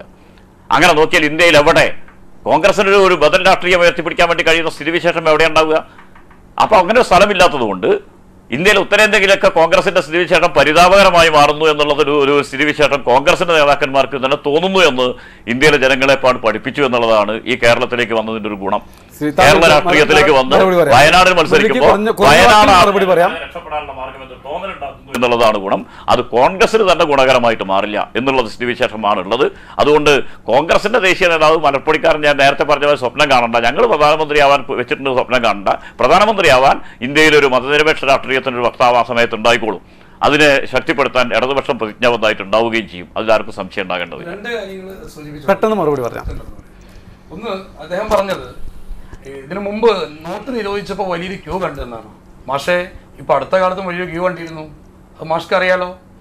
വില്ലേജ് ഓഫീസിൻ്റെയും പഞ്ചായത്ത് ഓഫീസിൻ്റെയും കൃഷിഭവൻ്റെയും മുമ്പിൽ വളരെ വലിയ ക്യൂ ആയിരുന്നു. എന്തിനായിരുന്നു ആ ക്യൂ? ആ ക്യൂ കർഷക തൊഴിലാളികൾക്ക് നൽകിയ ഒരു വലിയ പദ്ധതിയുടെ ഭാഗമായിട്ടാണ്. അതിൽ മുൻനിരയിൽ നിന്ന് കമ്മ്യൂണിസ്റ്റുകാരുടെ നേതാക്കന്മാരുണ്ടായിരുന്നു, കോൺഗ്രസ്സുകാരുണ്ടായിരുന്നു. അവരൊന്നും തലയിറ്റി വീണിട്ടില്ല, അവരൊന്നും വെയിൽ കൊണ്ട് ക്ഷീണിച്ചിട്ടില്ല. രാപ്പകൽ മുഴുവൻ ക്യൂ നിന്നിട്ട് അവരൊക്കെ വാങ്ങിച്ച് ഇന്ന് അക്കൗണ്ടിൽ ആ കാശ് കിട്ടിയിട്ടുണ്ട്. ഒന്ന്. രണ്ടാമത്, ക്ഷേത്രത്തിൻ്റെ കാര്യം പറഞ്ഞല്ലോ. കണ്ണൂർ CPM-ന്റെ കോട്ട കൊത്തളമാണല്ലോ. ശനീശ്വര ക്ഷേത്രത്തിലേക്കൊന്നും പോകണ്ട മാഷേ. കണ്ണൂരിൻ്റെ എത്ര ക്ഷേത്രങ്ങളിൽ നിങ്ങൾ ഭരിക്കുന്ന ഭരണസമിതിയിൽ എത്ര സ്ത്രീകളെ കയറ്റുന്നുണ്ട്? അവർക്കൊക്കെ പടിക്ക് പുറത്ത് നിർത്തുന്ന ബോർഡുകൾ മാത്രമാണ് കാണാൻ സാധിക്കുക, അമ്പലത്തിനകത്തേക്ക് കയറാൻ സാധിക്കുന്നില്ല. അവിടെ ജയരാജന്മാരുടെ കോട്ടക്കോത്തളങ്ങളാണല്ലോ, മതേതരമാണല്ലോ, സമത്വമാണല്ലോ, വനിതകൾക്ക് സ്വാതന്ത്ര്യം കൊടുക്കുന്ന പാർട്ടിയാണല്ലോ. ഒന്ന്, കണ്ണൂർ വരെ പോയിട്ട് ഈ നിഷേധിക്കപ്പെട്ട ക്ഷേത്രങ്ങളിലേക്ക് അവിടുത്തെ വനിതകളെ കയറ്റുവാൻ ഒരു തൻ്റെ ഇടം ഇവിടുത്തെ CPM കാണിച്ചിരുന്നെങ്കിൽ ഈ ശബരിമല വിഷയത്തിൽ പറയുന്ന ന്യായമുണ്ടായിരുന്നു. ഒരിക്കലും സാധിക്കില്ല. കാരണം കണ്ണൂർ പോലുള്ള സ്ഥലങ്ങളിൽ വിശ്വാസം അത് NDA അല്ലെങ്കിൽ BJP-കാരെക്കാട്ടിയും കൂടുതൽ വിശ്വാസികളാണ് CPM-കാർ. അവിടെ അടുപ്പിക്കില്ല വനിതകളെ. എന്നിട്ടാണ് ഇവിടെ ഈ ചരിത്ര പ്രസംഗം നടത്തുന്നതെന്ന് വേദനാജനകത്തോടെ തന്നെ ഞാൻ അറിയിക്കുകയാണ്. തീർച്ചയായും ഇഫ്തിഖാറുദ്ദീൻ, അവസാനമായി ഒരു ചോദ്യം കൂടി ചോദിക്കുകയാണ്. ഞാൻ ഇതിനൊന്ന് മറുപടി പറയട്ടെ. തീർച്ചയായും ശബരിമല വിഷയത്തിലാണോ? നമ്മൾ ഒരുപാട് ചർച്ച ചെയ്ത വിഷയമാണ്. എങ്കിൽ കൂടി താങ്കൾക്കും ഞാൻ സമയം തരുന്നു. ശബരിമല വിഷയത്തിൽ ഇരു പാർട്ടികളും നിലപാട് വ്യക്തമാക്കി കഴിഞ്ഞു. ഈ വിഷയത്തിനകത്ത് സുപ്രീം കോടതിയിൽ പോയതാരാണ്? RSS-ന്റെയും VHP-യുടെയും നേതാക്കളാണ്. ഇന്ത്യൻ യങ് ലോയേഴ്സ് അസോസിയേഷന്റെ സെക്രട്ടറി ഭക്തി പ്രസീജ, നമ്മൾ വിഷയങ്ങൾ ചർച്ച ചെയ്താണ്, സുധാപായ്, ഇവരെല്ലാം തന്നെ RSS-ന്റെ നേതാക്കന്മാരാണ്. നമ്മുടെ RSS-ന്റെ അഖിലേന്ത്യാ നേതാവ് അഭിപ്രായപ്പെട്ടത് ചരിത്രപരമായ വിധി എന്നാണ്. മോഹൻ ഭാഗവത്തിന്റെ അഭിപ്രായമാണിത്. ഇതൊക്കെ ചരിത്രപരമായ വിധി തന്നെയാണ് കോൺഗ്രസ് നേതൃത്വവും ഇവിടെ വ്യക്തമാക്കിയത്, BJP നേതൃത്വവും അത് തന്നെയാണ് വ്യക്തമാക്കിയത്. ഇതെല്ലാം നൊടിയിൽ പിന്നെ മറിയുകയാണ് ചെയ്തത്. ഇഫ്തിഖാറുദ്ദീൻ പറഞ്ഞോളൂ. അതേ RSS-ന്റെയും BJP-യുടെ നേതാക്കന്മാർ കേരളത്തിലെ അവസ്ഥ പഠിച്ചതിന് ശേഷം 3 ദിവസത്തിന് ശേഷമാണ് സമരം പ്രഖ്യാപിക്കുന്നത്. 3 ദിവസം കാത്തുനിന്നു. കോൺഗ്രസ് എങ്ങനെയായിരുന്നു? കോൺഗ്രസ് ആദ്യം മുതൽ വിശ്വാസികളോടൊപ്പം. എന്ന് മുതൽ കോൺഗ്രസ് സുപ്രീം കോടതി വിധി വന്നപ്പോൾ പിറ്റേ ദിവസം തീരുമാനം വന്നു. അതേ നിമിഷം തന്നെ ബൈക്കുകൾ കൊടുക്കുന്നു. ഇവിടുത്തെ സംസ്ഥാന സർക്കാരിന് മാത്രമാണ് ഉണ്ടായിരുന്നത്. കേരളത്തിൽ മത്സരിക്കാൻ പറയൂ. നമ്മുടെ BJP-യുടെ സംസ്ഥാന അധ്യക്ഷൻ അദ്ദേഹം യുവമോർച്ചയുടെ പരിപാടിയിൽ പറഞ്ഞത് ഇതൊരു സുവർണ അവസരമാണ്. ഉത്തരേന്ത്യയെ സംബന്ധിച്ചിടത്തോളം ബാബരി മസ്ജിദ് ഏത് രൂപത്തിലാണോ നമ്മുടെ പ്രസ്ഥാനത്തെ സഹായിച്ചത് അതേ രൂപത്തിൽ നമുക്ക് ലഭിച്ച ഒരു സുവർണ അവസരമായിട്ടാണ് ശബരിമലയെ ഇന്ന് കാണുന്നത് എന്ന് പറയുന്ന നമ്മുടെ BJP-യുടെ സംസ്ഥാന പ്രസിഡന്റിനെ കാണാൻ കഴിഞ്ഞുവെങ്കിൽ ഈ മതത്തെ ഉപയോഗിച്ച് രാഷ്ട്രീയപരമായ നേട്ടത്തിന് വേണ്ടി ശ്രമിച്ച് 4 സീറ്റ് ലഭിക്കുമെന്നാണ് പ്രതീക്ഷിക്കുന്നത്. ഇത് കേരളമാണ്. അതുകൊണ്ട് തന്നെ കേരളത്തിനകത്ത് ആ പ്രതീക്ഷ വെച്ച് പുലർത്തുന്നത് നല്ലതല്ല എന്ന അഭിപ്രായമാണുള്ളത്. മാത്രമല്ല അദ്ദേഹം പറഞ്ഞു ഇവിടെ ക്യൂ ഉണ്ടായിരുന്നു, കോൺഗ്രസും ലീഗൊക്കെ നിന്നു, മാർക്സിസ്റ്റും ഒക്കെ നിന്നു എന്ന് പറഞ്ഞു. 6000 രൂപക്ക് വേണ്ടി തീർച്ചയായിട്ടും 15 ലക്ഷം രൂപ ഓരോ വ്യക്തിയുടെയും അക്കൗണ്ടിലേക്ക് എത്തിക്കുമെന്ന് പറഞ്ഞ് അധികാരത്തിൽ വന്നപ്പോൾ നമ്മോട് പറഞ്ഞതാണല്ലോ ഇത്. നമ്മുടെ ബഹുമാനായ ഒരു മന്ത്രി പറഞ്ഞത് ഞങ്ങൾ അധികാരത്തിൽ വരുമെന്ന് പ്രതീക്ഷിച്ചവരല്ല, വാഗ്ദാന പെരുമഴ നടത്തി എന്ന് മാത്രം, നടപ്പാകാത്തതാണ് എന്ന് പറയുന്ന മന്ത്രിയെയാണ് നമ്മൾ കണ്ടത്. ഇപ്പൊ 6000 രൂപയാണ് തെരഞ്ഞെടുപ്പ് പ്രഖ്യാപിക്കുന്നതിന്റെ തലേന്നാ പ്രഖ്യാപിച്ചത്. 2000 ബാക്കി എത്തിയോന്ന് ഇതുവരെ ഉറപ്പില്ല. ഇനി കിട്ടുമോ എന്നും പറയാൻ കഴിയില്ല. നോട്ട് നിരോധനം രാജ്യത്തിന്റെ സമ്പദ് വ്യവസ്ഥയുടെ നട്ടെല്ല് ഒടിച്ചു എന്ന് പറഞ്ഞത് BJP നേതൃത്വം കണ്ടെത്തിയ രാജ്യത്തിന്റെ റിസർവ് ബാങ്ക് ഗവർണറായ ഊർജിത് പട്ടേലാണ്. അദ്ദേഹം രാജിവെച്ചു പോയി. സമ്പദ് വ്യവസ്ഥക്ക് അനുഗുണമല്ല ഈ പ്രധാനമന്ത്രി എന്ന് പറഞ്ഞ് ഇറങ്ങിപ്പോകുന്ന ഒരു സ്വന്തം എന്ന രൂപത്തിൽ കടന്നു വന്ന റിസർവ് ബാങ്കിന്റെ ഗവർണറെ കാണുകയാണ്. പിന്നെ മറ്റൊരു കാര്യം, രാഹുൽ ഗാന്ധി ഇന്ത്യയുടെ പ്രധാനമന്ത്രിയാകുമെന്ന കാര്യത്തിൽ ആർക്കാ തർക്കമുള്ളത്? മതേതര ഇന്ത്യ പ്രതീക്ഷിക്കുന്നതും രാജ്യത്തിന്റെ നിലനിൽപ്പും ലോകം മുഴുവൻ പ്രതീക്ഷയോടെ നോക്കുന്നത് രാഹുൽ ഗാന്ധിയുടെ പ്രഭാഷണങ്ങൾ, രാഹുൽ ഗാന്ധിയുടെ നിലപാടുകൾ, രാഹുൽ ഗാന്ധി ഇന്ത്യയുടെ പ്രധാനമന്ത്രിയാകണമെന്ന് എല്ലാവരും ആഗ്രഹിക്കുകയാണ്. സീതാറാം യെച്ചൂരി ഉൾപ്പെടെ ഞങ്ങളുടെ പക്ഷത്താണ്. VS അച്യുതാനന്ദനും അതേ നിലപാടാണ്. 22ാം പാർട്ടി കോൺഗ്രസുമായി കൈകോർക്കണം എന്ന അഭിപ്രായമാണ് സ്വീകരിക്കപ്പെട്ടുള്ളത്. കേരളത്തിലെ കുറച്ച് കമ്മ്യൂണിസ്റ്റുകൾ മാത്രമേ ബാക്കി നിൽക്കുന്നുള്ളൂ. അതുകൊണ്ട് അവർക്കെതിരായ പോരാട്ടമാണ് ഇവിടെ നടക്കുന്നത്. കേരളത്തിൽ രാഹുൽ ഗാന്ധി വരുമ്പോൾ അവർക്കെതിരെയാണ് പോരാട്ടം നടക്കുന്നത്. പിന്നെ BJP ഇന്ത്യ മുഴുവൻ എതിർക്കുന്ന കക്ഷി, പ്രഥമ കക്ഷി കോൺഗ്രസ് ആണ്. നമ്മൾ കാശ്മീരിൽ നമ്മുടെ മുന്നണി ബന്ധം ഫറൂഖ് അബ്ദുള്ളയുമായി, ഡൽഹിയിൽ ഞങ്ങൾ AAP-യുമായി സഖ്യ രൂപത്തിൽ തന്നെയാണ് മുന്നോട്ട് പോകുന്നത്. എവിടെയും ഇന്ത്യക്കകത്ത് കർണാടകയിൽ വന്നു കഴിഞ്ഞാൽ JDS-ന്റെ സീറ്റ് വരെ രാഹുൽ ഗാന്ധിയുടെ കോൺഗ്രസിൽ വെച്ച് നിട്ടാണ്. അതുപോലെ തെലുങ്ക് ദേശവുമായിട്ട് ആന്ധ്രയിൽ എല്ലാ ഭാഗങ്ങളും. തീർച്ചയായും അവസാനമായി KP Sankaran master, PP Suneer എതിർ സ്ഥാനാർത്ഥി രംഗത്തുള്ള CPI നിർത്തിയിട്ടുള്ള അല്ലെങ്കിൽ LDF-ന്റെ സ്ഥാനാർത്ഥിയാണ് PP സുനീർ. അദ്ദേഹം ഇപ്പോൾ ശ്രദ്ധാകേന്ദ്രമായി കഴിഞ്ഞു. കാരണം രാജ്യത്ത് പ്രധാനമന്ത്രിയാകും എന്ന് കൊട്ടി ആഘോഷിക്കുന്ന കോൺഗ്രസ് നേതൃത്വത്തിൻ്റെ പരമനേതാവായ രാഹുൽ ഗാന്ധിയാണ് വയനാട് മത്സരിക്കുന്നത്. ഇവിടെയാണ് വലിയൊരു മത്സരം പ്രതീക്ഷിക്കുന്നതും. പക്ഷേ അട്ടിമറി വിജയം ഉണ്ടാകുമോ എന്നുള്ളത് പിന്നീടുള്ള കാര്യങ്ങളാണ്. എങ്ങനെയാണ് അവസാനമായി രാഹുൽ ഗാന്ധിയുടെ വരവിനെ CPM നേതൃത്വം നോക്കിക്കാണുന്നത്? മറ്റൊരു ചോദ്യം കൂടി ആവർത്തിക്കുകയാണ്. എന്തുകൊണ്ട് രാഹുൽ ഗാന്ധിയെ പ്രധാനമന്ത്രിയാക്കാൻ, ഒരു സഖ്യം ഉണ്ടാക്കാൻ CPM ഇപ്പോൾ വിമുഖത കാണിക്കുന്നു? PP സുനീർ ഒരു സുപ്രഭാതത്തിൽ രാഷ്ട്രീയ നേതാവായിട്ടുള്ള ആളല്ല. അതുകൊണ്ട് സുനീറിന് പേരുണ്ടാക്കാൻ രാഹുൽ ഗാന്ധിക്കെതിരെ മത്സരിക്കേണ്ട ആവശ്യമൊന്നുമില്ല. രാഹുൽ ഗാന്ധി വന്നതുകൊണ്ട് സുനീറിൻ്റെ പേര് വർദ്ധിക്കുക അല്ലെങ്കിൽ സുനീർ നേതാവായിട്ട് മാറുക എന്നുള്ളതൊന്നുമല്ല. സുനീർ അവിടെ കഴിഞ്ഞ ഒരു മാസക്കാലമായി തെരഞ്ഞെടുപ്പ് പ്രചരണത്തിലാണ്. നല്ല ഉജ്ജ്വലമായിട്ടുള്ള സ്വീകരണങ്ങൾ ഏറ്റുവാങ്ങിക്കൊണ്ടിരിക്കുകയാണ്. ആ മണ്ഡലത്തിലാകെ വലിയ ജനങ്ങളുടെ അംഗീകാരം ഈ കാലയളവിൽ നേടിയെടുത്തിട്ടുണ്ട്. ഇതുവരെ എതിർ സ്ഥാനാർത്ഥി ഇല്ല എന്നുള്ളതേ ഉള്ളൂ. ഒരു എതിർ സ്ഥാനാർത്ഥി വരും, രാഹുൽ ഗാന്ധി ഒരു എതിർ സ്ഥാനാർത്ഥിയായിട്ട് വരും. അതിലൊന്നും ഞങ്ങൾ വലിയ പ്രത്യേകതയൊന്നും കാണുന്നില്ല. ആ മണ്ഡലത്തിലെ ജനങ്ങൾ സുനീറിനെ നന്നായിട്ട് സ്വീകരിച്ചിട്ടുണ്ട്. സുനീർ ആ മണ്ഡലത്തിൽ വലിയ തോതിലുള്ള മുന്നേറ്റം തന്നെ ഉണ്ടാക്കിക്കൊണ്ടിരിക്കുകയാണ്. അത് അതേ രീതിയിൽ തന്നെ മുന്നോട്ട് പോകും എന്നുള്ള കാര്യത്തിൽ ഞങ്ങൾക്ക് സംശയത്തിന് അവകാശമില്ല. അതവിടെ വലിയ തോതിൽ പിന്നെ പോകും. കോൺഗ്രസുമായിട്ട് എങ്ങനെ സഖ്യം ഉണ്ടാക്കുക? എവിടെയാണ് കോൺഗ്രസ് ഒരു മതനിരപേക്ഷ രാഷ്ട്രീയത്തെ ശക്തിപ്പെടുത്തുന്ന നിലപാടുകൾ സ്വീകരിക്കാറുള്ളത്? 103 ഇന്ത്യയിലെ പാർലമെൻറ്റ് അംഗങ്ങൾ കോൺഗ്രസ്സുകാരാണ്. അവരിപ്പോൾ BJP-യാണ്. അതിൽ മുൻ കേന്ദ്രമന്ത്രിമാരുണ്ട്, മുൻ MP-മാരുണ്ട്, മുൻ MLA-മാരുണ്ട്, മുൻ അഖിലേന്ത്യാ നേതാക്കന്മാരുണ്ട്. ഏറ്റവും രസകരമെന്ന് പറയാവുന്നൊരു കാര്യം, KV തോമസ് പോലും ഞാൻ അപ്പുറത്തേക്ക് പോകുന്നില്ല എന്ന് പറയാൻ കഴിയാത്ത രീതിയിൽ നിൽക്കുകയാണ്. ഇപ്പോൾ PJ കുര്യൻ ഞാൻ ഈ തെരഞ്ഞെടുപ്പ് മത്സരിക്കുന്നില്ല, പക്ഷേ അഥവാ NDA അധികാരത്തിൽ വന്നാൽ എനിക്കൊരു ഗവർണർ സ്ഥാനം കിട്ടിയ തരക്കേടില്ല എന്ന് പറഞ്ഞു എന്നാണ് മാധ്യമങ്ങൾ റിപ്പോർട്ട് ചെയ്യുന്നത്. ആരാണ് PJ കുര്യൻ? കോൺഗ്രസിൻ്റെ സമുന്നതനായ നേതാവാണ്, രാജ്യസഭയുടെ ഉപാധ്യക്ഷനായിട്ട് പ്രവർത്തിച്ചയാളാണ്. ആരാണ് KV തോമസ്? 37-38 വർഷക്കാലം കോൺഗ്രസിൻ്റെ ജനപ്രതിനിധിയാണ്. ആരാണ് ടോം അടക്കൻ? കോൺഗ്രസിൻ്റെ അഖിലേന്ത്യാ വക്താവാണ്. എവിടേക്കാണ് പോകുന്നത്? ഒരു സീറ്റ് കിട്ടിയില്ല എന്നുള്ള ഒറ്റ കാരണം കൊണ്ട് നേരെ അപ്പുറത്തേക്ക് പോകുന്ന കോൺഗ്രസ് നേതാക്കന്മാരുടെ വലിയ നിരയെ നമ്മളിങ്ങനെ കണ്ടുകൊണ്ടിരിക്കുകയാണ്. ഏതെങ്കിലും ഒറ്റപ്പെട്ട സംഭവങ്ങളല്ലല്ലോ, ഏതെങ്കിലും ചെറിയ ആളുകളല്ലല്ലോ, വലിയ വലിയ നേതാക്കന്മാർ ഒറ്റക്കെട്ടായി. അല്ല, അതൊരു വിഷയമാണ്. അതുകൊണ്ട് കോൺഗ്രസിന് ഒരിക്കലും മതനിരപേക്ഷ രാഷ്ട്രീയത്തിന് ഒരു ബദലായിട്ട് മാറാൻ സാധ്യമാകുന്നില്ല എന്ന പ്രശ്നം നിലനിൽക്കുക. രണ്ടാമത്തെ വിഷയം എന്താ? ഇവിടെ നേരത്തെ ചൂണ്ടിക്കാണിച്ച കൃഷിക്കാരുടെ പ്രശ്നം ആരാ തുടങ്ങി വെച്ചത്? നേരത്തെ ചൂണ്ടിക്കാണിച്ച പിന്നെ പെട്രോളിയം ഉൽപ്പന്നങ്ങളുടെ വില വർധനമുണ്ട്, ആരാ തുടങ്ങി വെച്ചത്? പൊതുമേഖലാ സ്ഥാപനങ്ങൾ വിൽക്കുന്ന നയമുണ്ട്, ആരാ തുടങ്ങി വെച്ചത്? ഈ കോർപ്പറേറ്റ് വൽക്കരണത്തിന് തുടക്കം ആരാ ഉണ്ടാക്കിയത്? തുടക്കം മുഴുവൻ ഉണ്ടാക്കിയത് കോൺഗ്രസ്സാണ്. കോൺഗ്രസ് തുടങ്ങി വെച്ച സാമ്പത്തിക നയത്തെ കൂടുതൽ ശക്തമായി മുന്നോട്ട് കൊണ്ടുപോയി എന്നുള്ളതാണ് BJP ചെയ്തത്. രണ്ടും ഒരേ നാണയത്തിൻ്റെ ഇരുവശമാണ് സാമ്പത്തിക നയത്തിൻ്റെ കാര്യത്തിൽ. അത് കോൺഗ്രസ് ആവട്ടെ, അത് BJP ആവട്ടെ, ഇന്ത്യയിലെ പാവപ്പെട്ടവൻ്റെ സാധാരണക്കാരനെ നട്ടലൊടിക്കുന്ന നയത്തിൽ ഒരേ നയമുള്ള അഭിപ്രായമുള്ളവരായി അവർ നിലനിൽക്കുകയാണ്. പാർലമെന്റിൽ വരുന്ന ബില്ലുകൾ നോക്കിയാൽ പോലും നമുക്കത് കാണാൻ വേണ്ടി കഴിയും. ഒരേ നയത്തിൻ്റെ വക്താക്കളായിട്ട് രണ്ടുപേരും നിലനിൽക്കുന്ന സ്ഥിതിവിശേഷം ഉണ്ടാവുകയാണ്. അതുകൊണ്ട് ആ നയത്തിനെതിരായിട്ടുള്ള പോരാട്ടം കൂടിയാണ്. ഇന്ത്യയിലെ ജനങ്ങളെ സംരക്ഷിക്കപ്പെടണം, കോർപ്പറേറ്റ് വൽക്കരണം അവസാനിക്കപ്പെടണം, രാജ്യത്ത് പാവപ്പെട്ടവന് സാധാരണക്കാരന് സുരക്ഷയോടുകൂടി ജീവിക്കാൻ ആവശ്യമായ സാഹചര്യം ഉണ്ടാകണം.